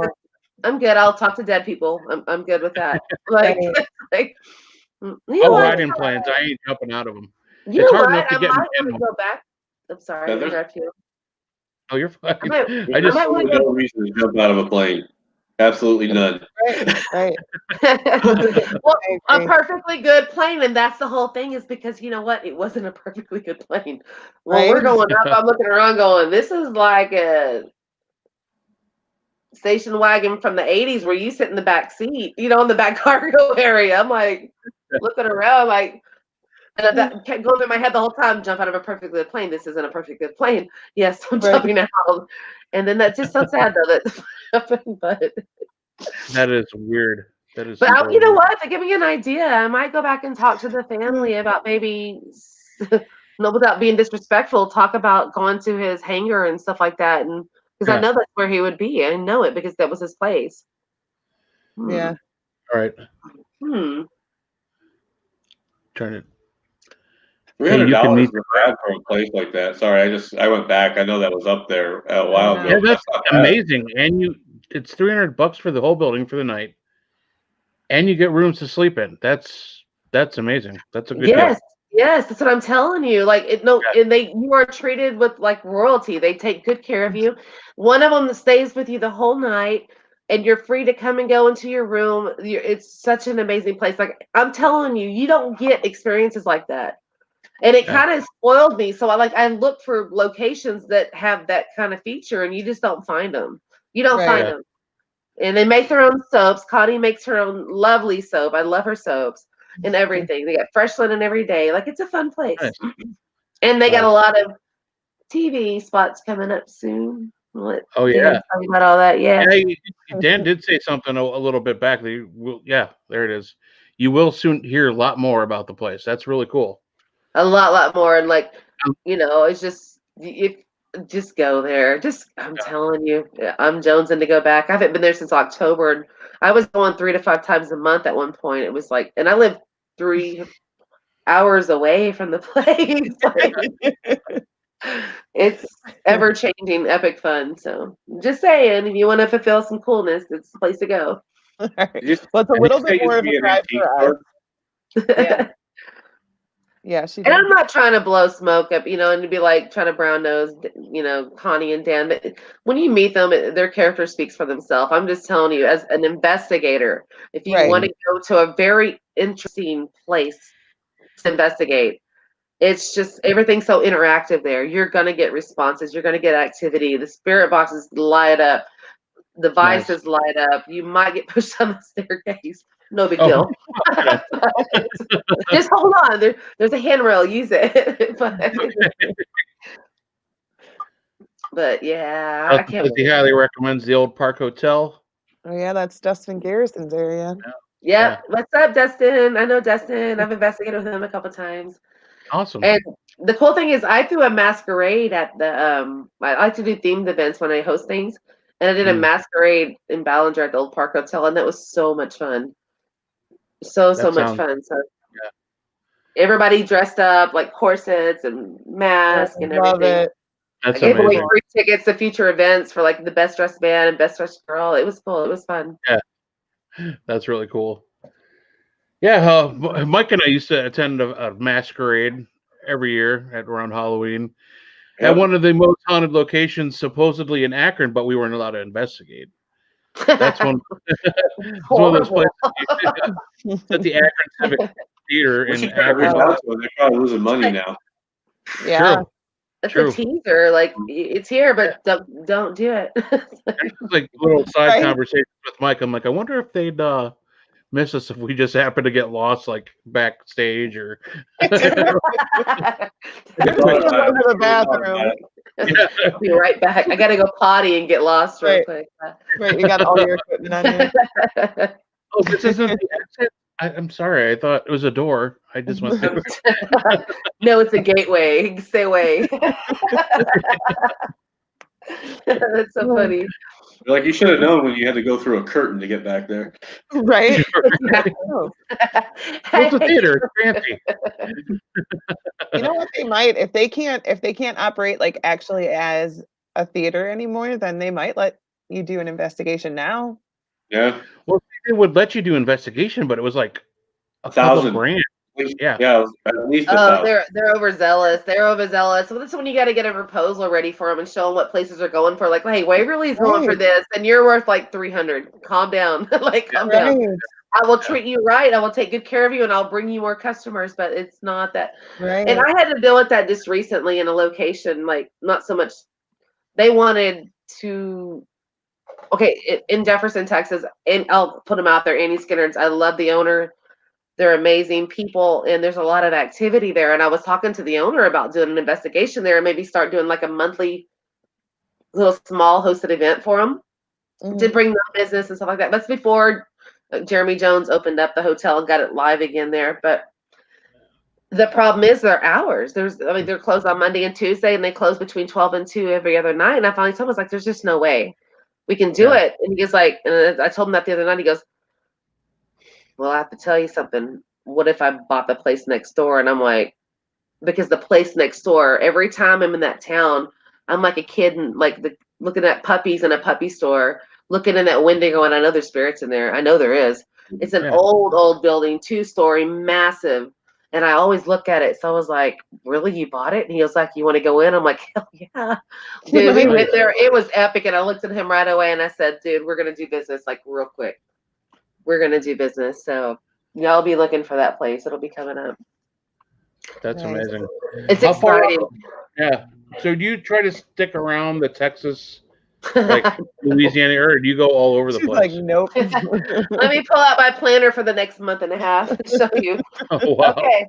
No, it's ridiculous, and that's why I have to quit my job because I can't keep one or the other. Okay, so this was just this month alone. Everything's only paranormal that's written in there. Nice. Okay, tomorrow I have the last day that they're allowed at Beach Army Hospital, and then I'm doing Nazareth Hospital the next night. On Thursday, and then Sunday I'm doing Beyond the Woodline podcast. My team actually is coming on with me on that in Phoenix Rising. Thursday, I'm flying to Montana to do the Dumas Brothel up there in Butte, Montana. Oh, no, it gets better. It gets better. But wait, there's more. And then on the 6th, the very next weekend, Old Park Hotel, which is in West Texas, the very next weekend, we are doing a Parafem camp-out bonfire extravaganza, urban exploration beyond measure for 3 days. It's in Gippsland. Oh, no, this is epic because when we were there, when I met the investigation with Spooky Babes and David Childers, there was a lady there, the tattoo artist, and she's like, she lives there. She was like, I got to show you some videos I have. Yeah. I'm like, well, what do you got? Like, what do you have? And she shows me on her phone, I'll have to send you this stuff too, guys. And she has 6 different videos of like she lives on a dead end road. It wasn't so much a dead end, but it grown over at a certain point. And the reason is back down that road, there was a town at one point. The factory in the town was poisoning the water supply. So who didn't die off moved away. Wow. And there is nothing but overgrown homes, like structures, buildings everywhere back there in literally overgrown woods. There's trees in front of the front doors. They were so old. And I'm like going, so what I organized is on Friday night, we go out there and about 30 of us, like seasoned investigators, just to go have fun. Like how many times do we get so caught up in doing the paranormal that we forget to do the things that we used to love? So on Friday night, it's going to be about campfire, drinking, bonding, like grilling, having fun, talking about the coolest new events, the equipment, ghost story, just being silly. Everybody's going to be intense. There's going to be tents everywhere. The next morning we wake up, we make fire on the campfire, whatever, our breakfast, make fire on the campfire. And then we're going to go off walking and do the urban exploration into those woods, into that homestead. And then we get back and we get done around 5 or 6. And then we go to David's event. We're doing a fundraiser for the Bonnie and Clyde Ambush Museum there. Nice. And then after that's over, we go back to the campground, camp all night. And the next morning on Valentine's Day, before everybody heads back home, we stop at the kill site where Bonnie and Clyde got killed and communicate with them. Wow. So it's a free weekend except for the little short, they're already overbooked for the one of the museum, but it's just everybody get together and have fun. Those are the things I like to throw together. Just let's have fun. So that's what we're doing then. And then the next weekend, Broken Bow, Oklahoma, then Hill House in Gainesville the weekend after that, and then The Conjuring on March 5th. The Conjuring House, though. And then Ireland for 9 days in July. Like, wow. We went to Ireland. Cool. They have an island there called Spike Island. Have you ever heard of it? It's like the Alcatraz of Ireland. It's an abandoned old prison. It's very haunted. We're going to spend the night there. Lup Castle is like the epic center of like castles, a haunted activity. We're going to stay the night there. So it's like in my birthday, my 43rd birthday, I'm going to be there, and I'm like Guinness on tap. And the UK is way better than here. So it's going to be like 9 days, pure and I think they might have a couple of spots open. It was only like $1,875 for 9 days. You have to pay for your flight, but that includes everything except for your dinner and your drinks. And I'm like, we will share appetizers because we're good. Yeah. That's awesome. Yeah, you don't want those investigation stomach rumbles anyways, right? Hey, when I was in Scotland, I investigated Scotland actually. When I was there, we were getting tattoos. I actually got this tattoo right here. Oh, that's another story too. That's a cool story about Romania. I'm going to skip to that one, matter of fact. I was getting a tattoo in Scotland. No, seriously, I was getting a tattoo in Scotland, and the guy was Romanian. And I got to know him and his girlfriend, and we stayed Facebook friends. And throughout the years and stuff, and they told right before COVID, I alternate my older kids on vacations each year. Last year, I took my daughter on all-inclusive to Cancun for a week. Well, I was going to take my son to Romania. And my friend, they were like, well, we have a flat in the mountains. You can stay there for free. Nice. And I'm thinking, you know where I'm thinking, what location? Dracula's Castle. I'm like, yeah. And Zach bought it. Then I'm trying to win the lottery to get the Lizzie Borden too, because that's like, right. Yes. It's only $2 million. Yeah, only. I know. And I wouldn't even do events. I would just like, all investigators come and we'll hang out. We'll have sleepovers. Right. When you have zebra money, it don't matter. You can just have sleepovers there. You don't have to do this. When you got that Powerball money. No, I was driving between Fort Worth and Oklahoma to go to Broken Bow. And I was driving through Paris, Texas, and I was like, goodness, Paris, Texas got some like money over here. I was seeing these beautiful homes on this 2-lane highway that was winding. It was beautiful. And then I seen this big house that had horses in the front yard. I was like, oh, that's cute. And then I saw a zebra. I'm like, they got zebra money. They got zebra money. So I carry a zebra with me, not to have zebra money, but to stay focused and go for your goals. You know what I mean? Right. I carry a little toy zebra with me. So I'm sorry, I'm so random, but I talk on. That's a good one. No, that's fine. Oh, that's great. I love zebra money. I know. And you're I want zebra money. I want zebra money. Or the mentality of zebra money. I want to stay focused, and that's my goal is to have zebra money. So I just know I had a giraffe. In the front yard while you're driving through Texas. I know Justin's been trying to get me down to Texas for a couple of years. I know. Oh, you should. You totally should. I can host you guys on a great like few day extravaganza. Ballinger, Nazareth, like just multiple locations, and like Goatman's Bridge, and make it very cheap and like fun and affordable. I'll get to the cheapest hotels. Nice. I'm in. If I come down there, I'm just gonna stay with Ashley Storm, so it'll be free. That's my girl. She's awesome. I know. There you go. She'll come along. Y'all need to come down for the camp out. Y'all are invited, by the way. Yeah, that would be No, fun. it's going to be epic. Especially for us, like we're in Ohio, so it's like 20 degrees outside. Yes. So the thought of like camping out in February just sounds amazing. You're like, hurts. This is our first annual Parafam camp out. So so this is going to be the first one of many. We're going to do it every year, and just to remember that we can have fun, because we always have fun investigating, but just sometimes do some of the normal stuff a little bit, and mix in urban explorations and do it somewhere different every year. You know what I mean? Investigating, just make a whole weekend of just having fun and mixing, just getting together with people besides on computer screens and phones. Right. So, especially now, that's really important. Yeah. So important. I miss it so much. I miss it so much. Dustin. Dustin, I love for you. He's my No, bad. you're not, man. You're not.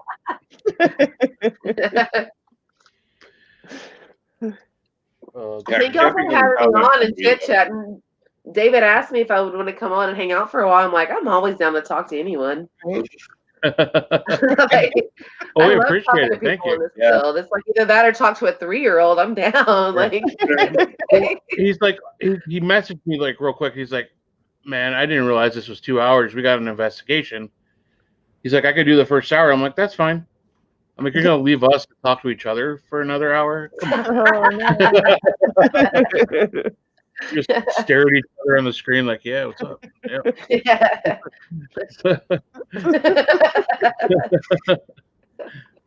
Up here, a lot of things are shut down. We can't really. Yeah. We have so many awesome places, but it's really hard to, if they're operating, it's masks only. And a lot of people, they're wearing their masks, but they don't really want to be in places where they are forced to wear a mask for a sense of amount of time. And I can't blame them 100%. I heard places are really hurting, like event locations are like starting to go under, and they're hurting right now. Fortunately, down here, we're like in Texas mentality, like, fuck them, I guess. But for the most part, but it's always a risk. I think what I've noticed here is like, we're the mask out of respect. Right. But if everybody's okay with it, we won't. Yeah. It's like, I haven't done an event yet where we had to wear a mask, and I do them all the time, but I'm always willing to. Absolutely willing to. Right. Yeah. I have no problem. Like, okay, I'll do my part. What is it going to kill me to put a mask on my face? I'm getting kind of used to have to wear one Monday through Wednesday at my damn job. I'm good. Right. So. Well, it's just too, we have here we have a curfew. Trey said everything closes at 8. Here we have a curfew at 10.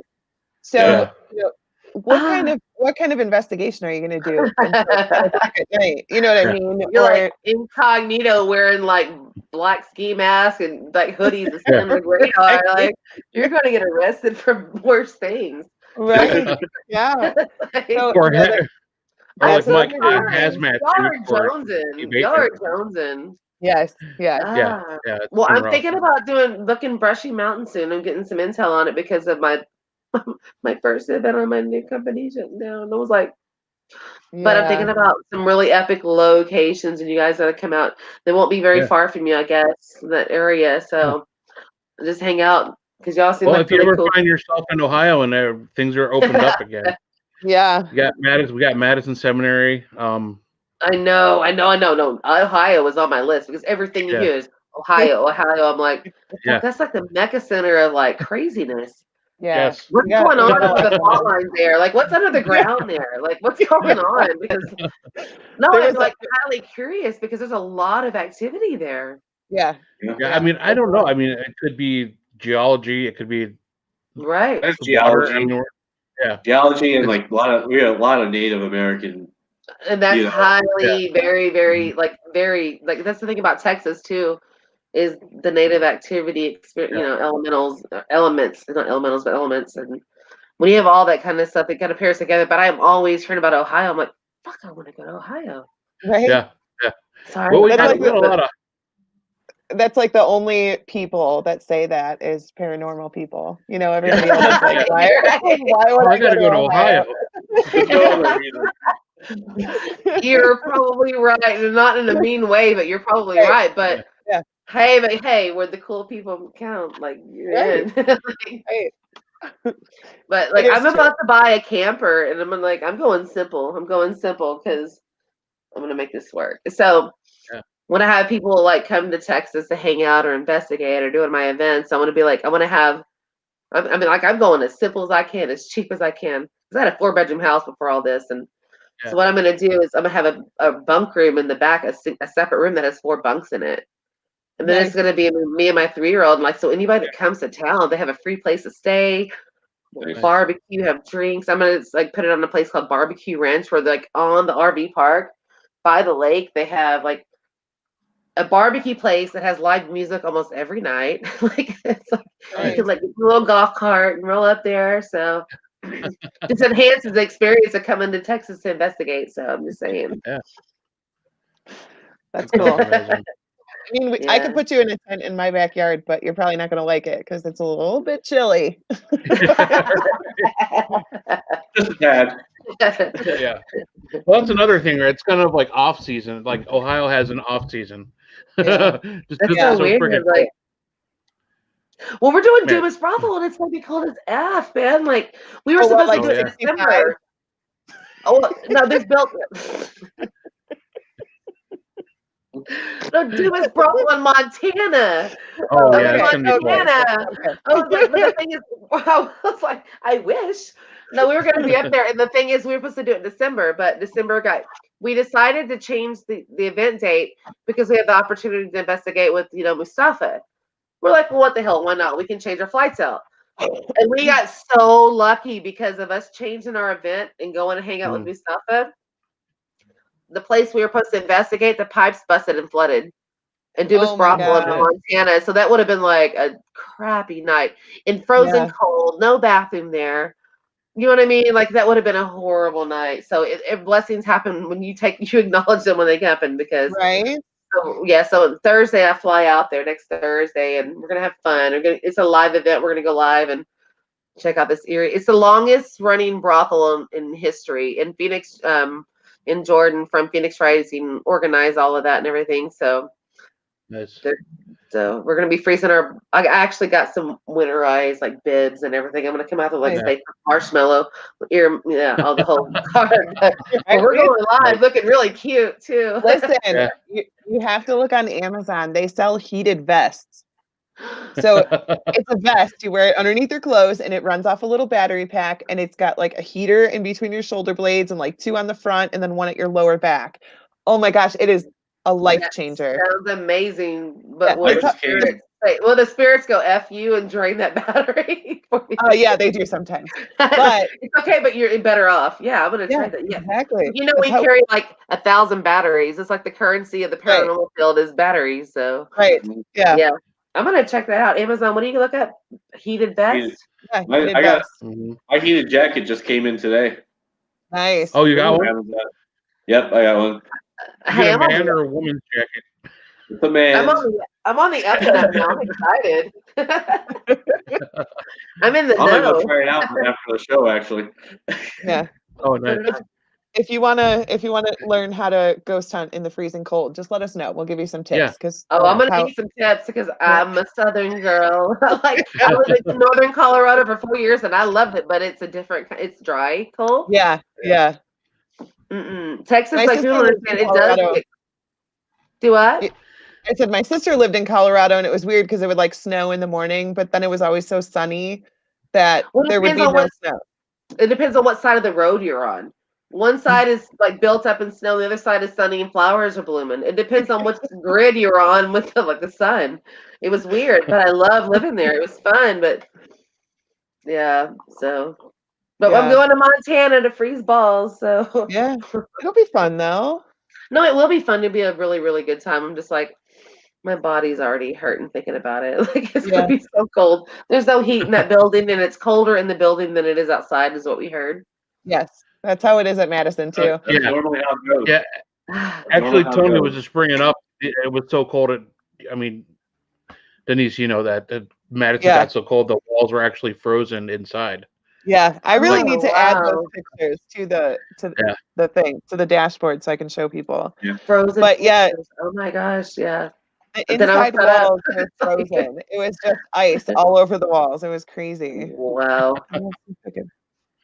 Those buildings become like a refrigerator, you know, or cooler. They don't open up and they just keep that cool air in. Yeah, that is kind of the one thing about Ohio. It's either way colder inside the building than it is outside, or way hotter. So it's like Madison is either 100 degrees, 110 degrees inside, and humid, or it's like -20. It's just like one day. I've never been in there. Yeah, one day of perfect weather. And you have to go outside to warm up. It's ridiculous. I'm so sorry, guys. I guess I've been taking advantage of this rainy, cold weather here that ain't that bad, apparently. It's like we're able to hang, man. We got it.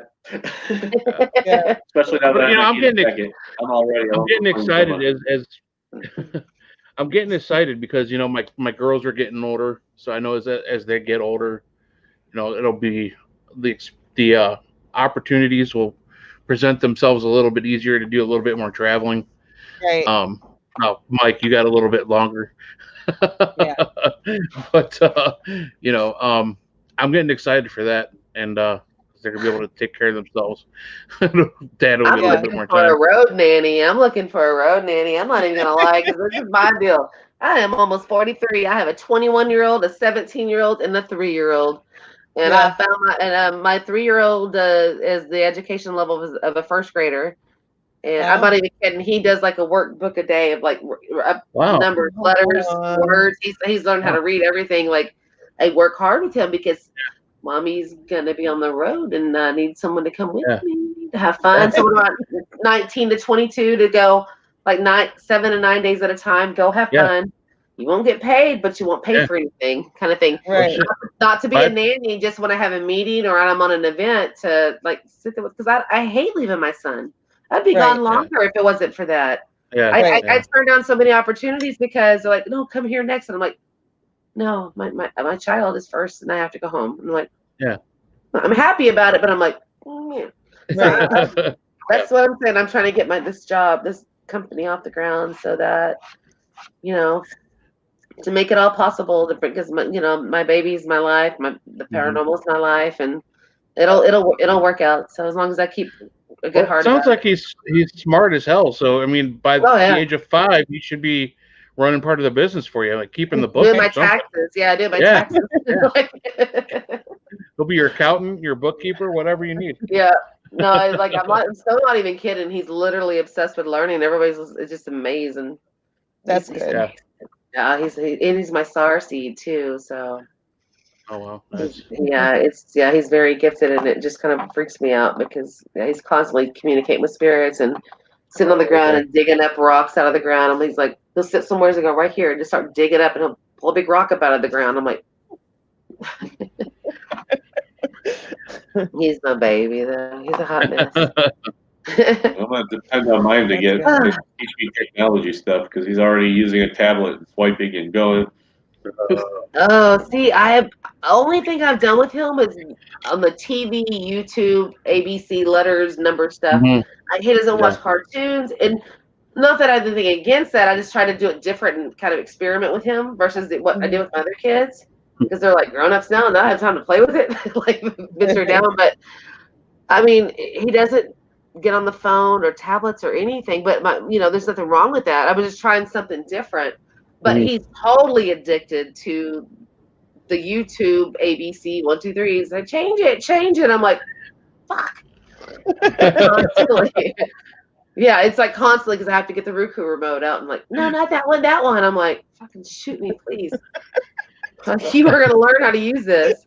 It's all the same song. So now I'm trying to get him to watch animated movies because like they're 2 hours long. Not the 1 minute shows he picks, not the 3 minute shows. So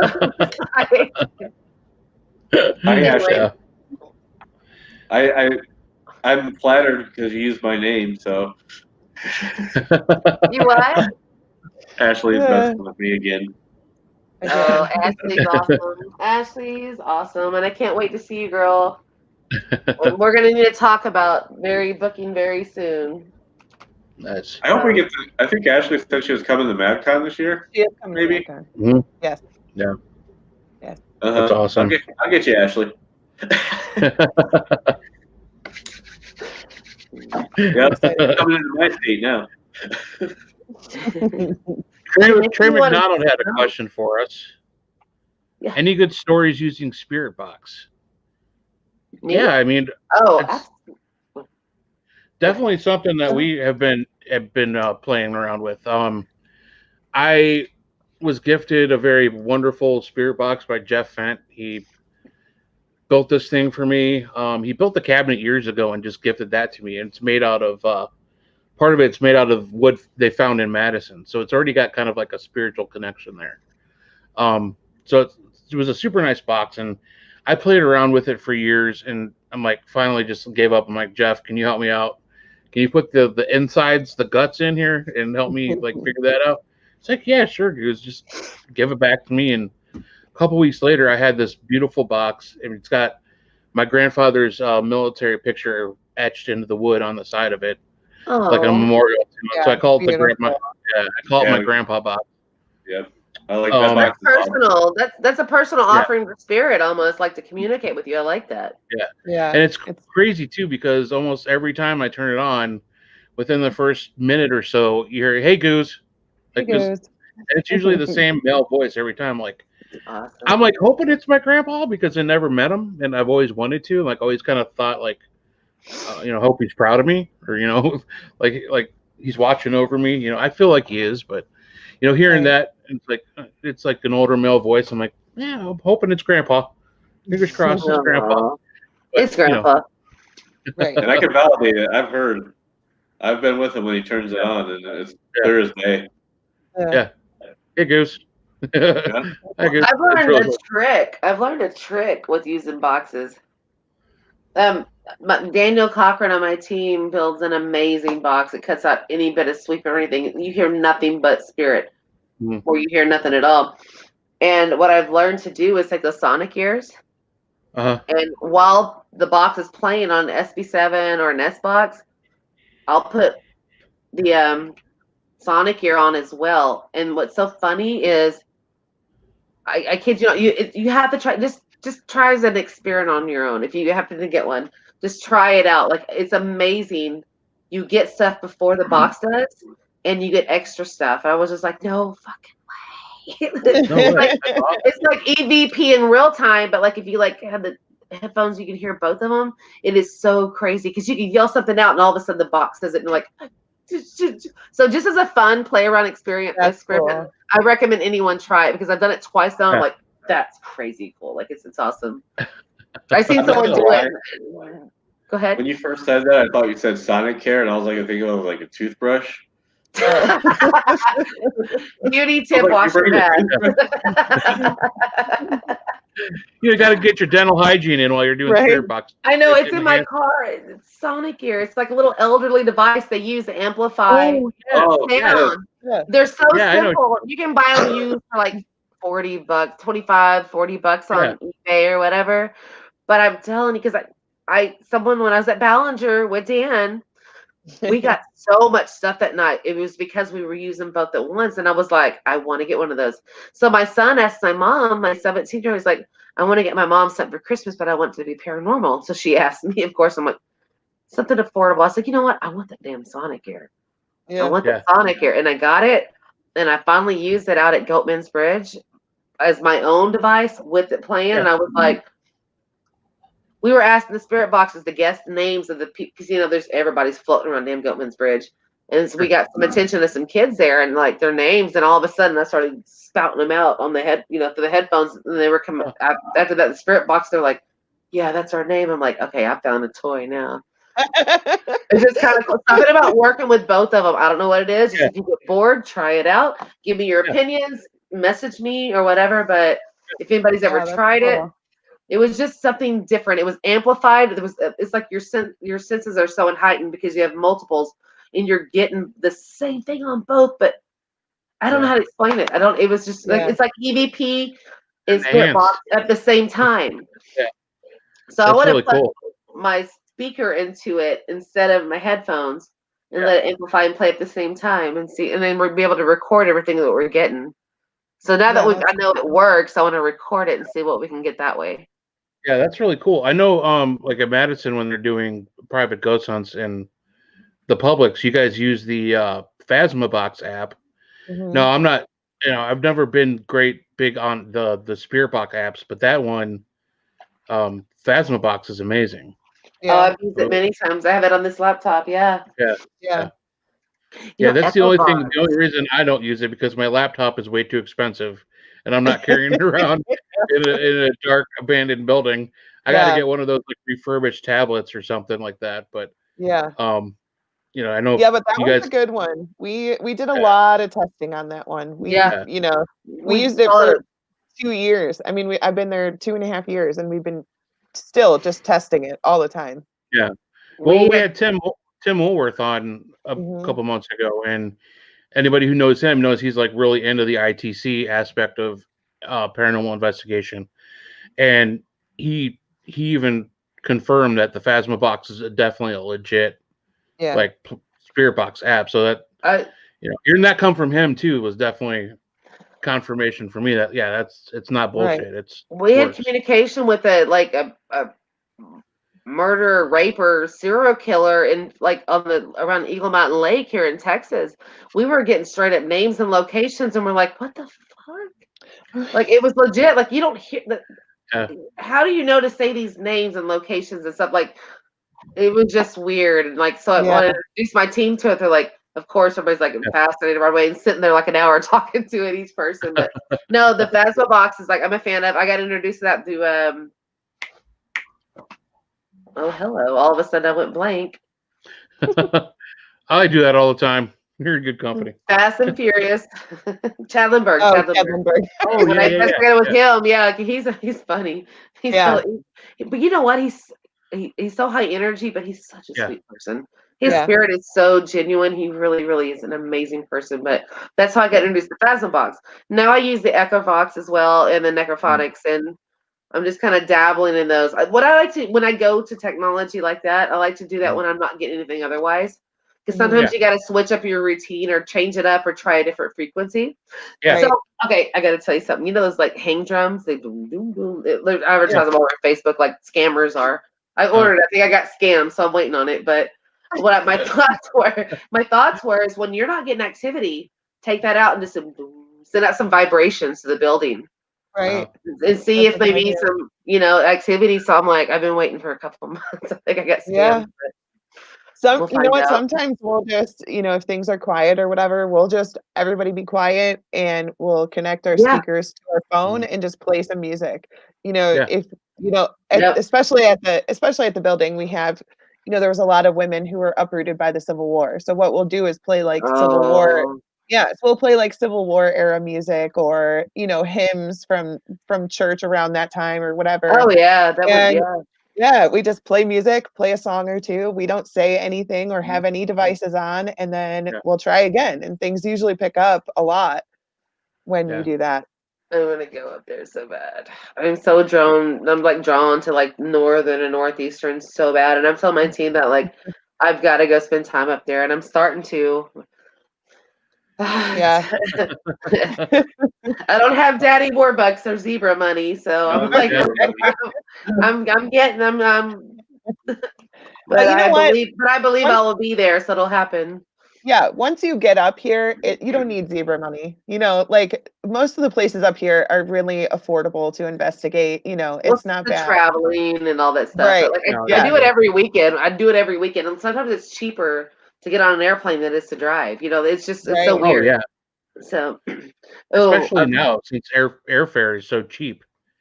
I Right. mean, it really, because they just want people on their planes. oh yeah, Right. yeah. Because people are afraid to fly. People are Yeah. afraid of public transportation. Trey Yeah. asked if there's any Spirit Box apps that we recommend. The only one I 100% would definitely say to look at is the Phasma Box. Yeah. But you got to download it on a Windows-based device. It doesn't operate off of Android or Yeah. Apple. It's So that's not the only kind It's of. not an app. What is it? It's technically Oh a my program God. that you download. Program. Yes. Yeah. Yeah. So it's not. I guess technically, yeah, it's not an app. It's a program. As far as Right. apps, I've messed with the Echo Box. It's pretty cool. It just for me, it's a little too complicated. It's hard to set up and get balanced Yeah. right. But once you Yeah. do get interaction with it, you are Yeah. correct. You can get activity, but it's hard to get it queued in. Yeah. We've messed. We're friends with the guys from Gateway Paranormal. I experimented with the Perilous app. It's pretty cool. It's very simple. You just let it run. It's kind of like the Ovilus type deal. We kind Still of got working some on good stuff with that. Yeah, we took it out. We were investigating just this open field where I was like right around the corner from Mike where they buried It was like a soccer field over where they buried bodies of a local port, like a mental hospital, wasn't it? Yeah. Yeah. So there was actually a whole documentary on it, on one of our public TV stations here. Kind of interesting. Gateway. Yeah. I know what you're saying. Yeah. Yeah. So it was interesting to go out there and just kind of explore it at night. We were using the Perilous, and it just kept shooting out these names, and just like old timey names too. Like, how would that be pre-programmed? I don't know.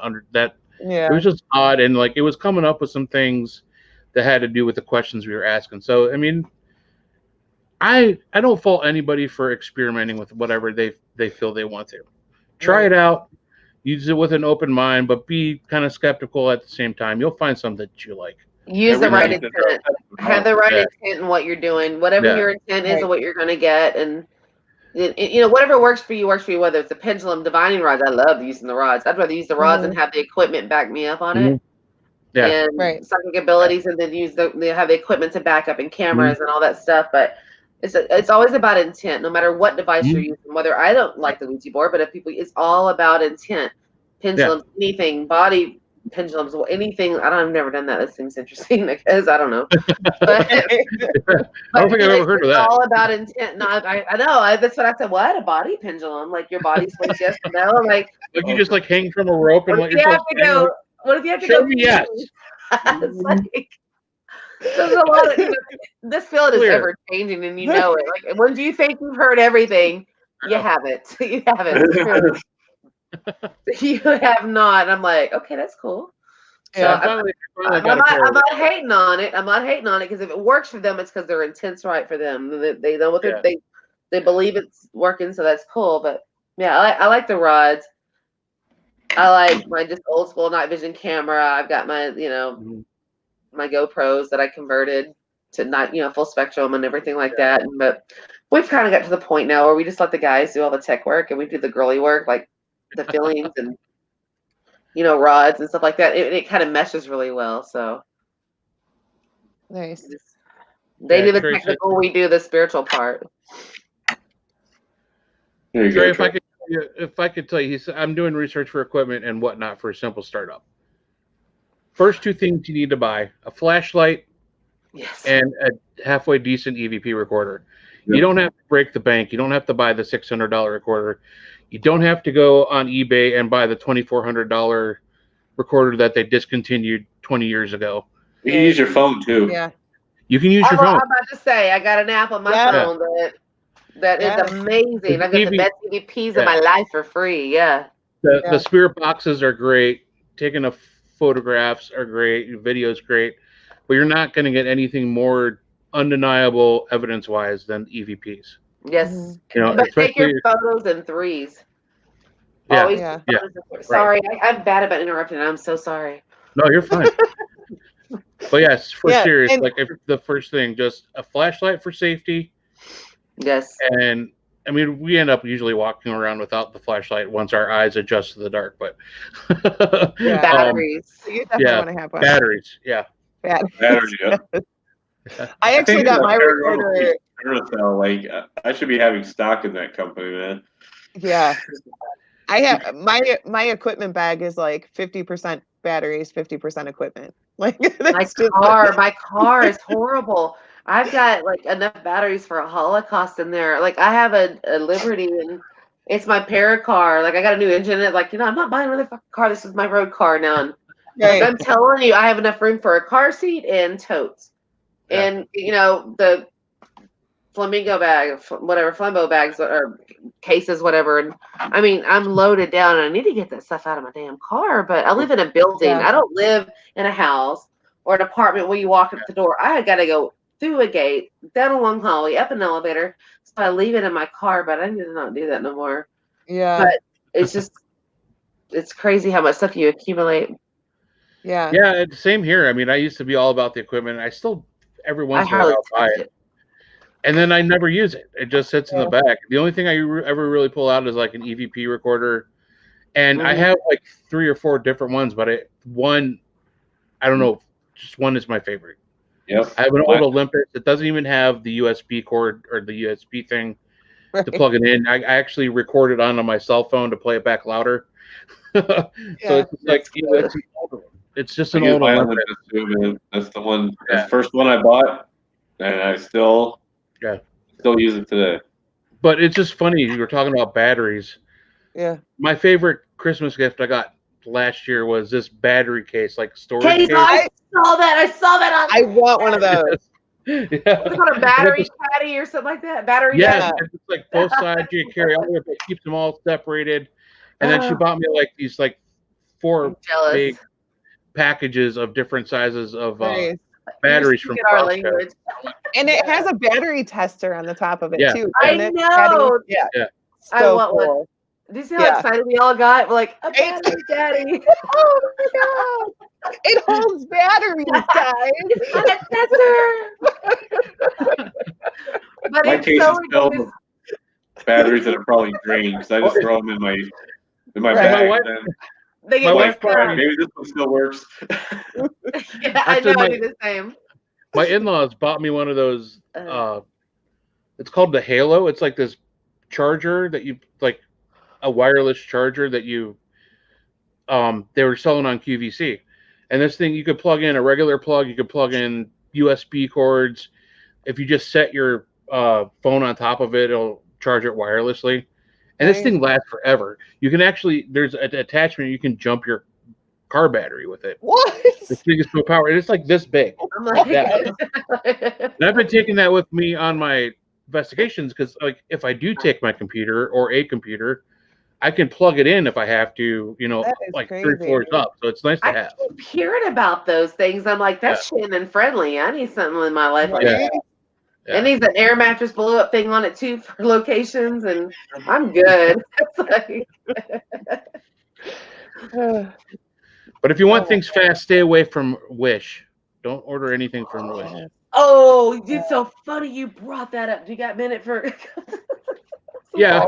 Do y'all know Michelle LeBaron out of Nevada? Yes. Oh my God, that is my girl. I love her. I just interviewed her not so long ago, but she was on line last night live.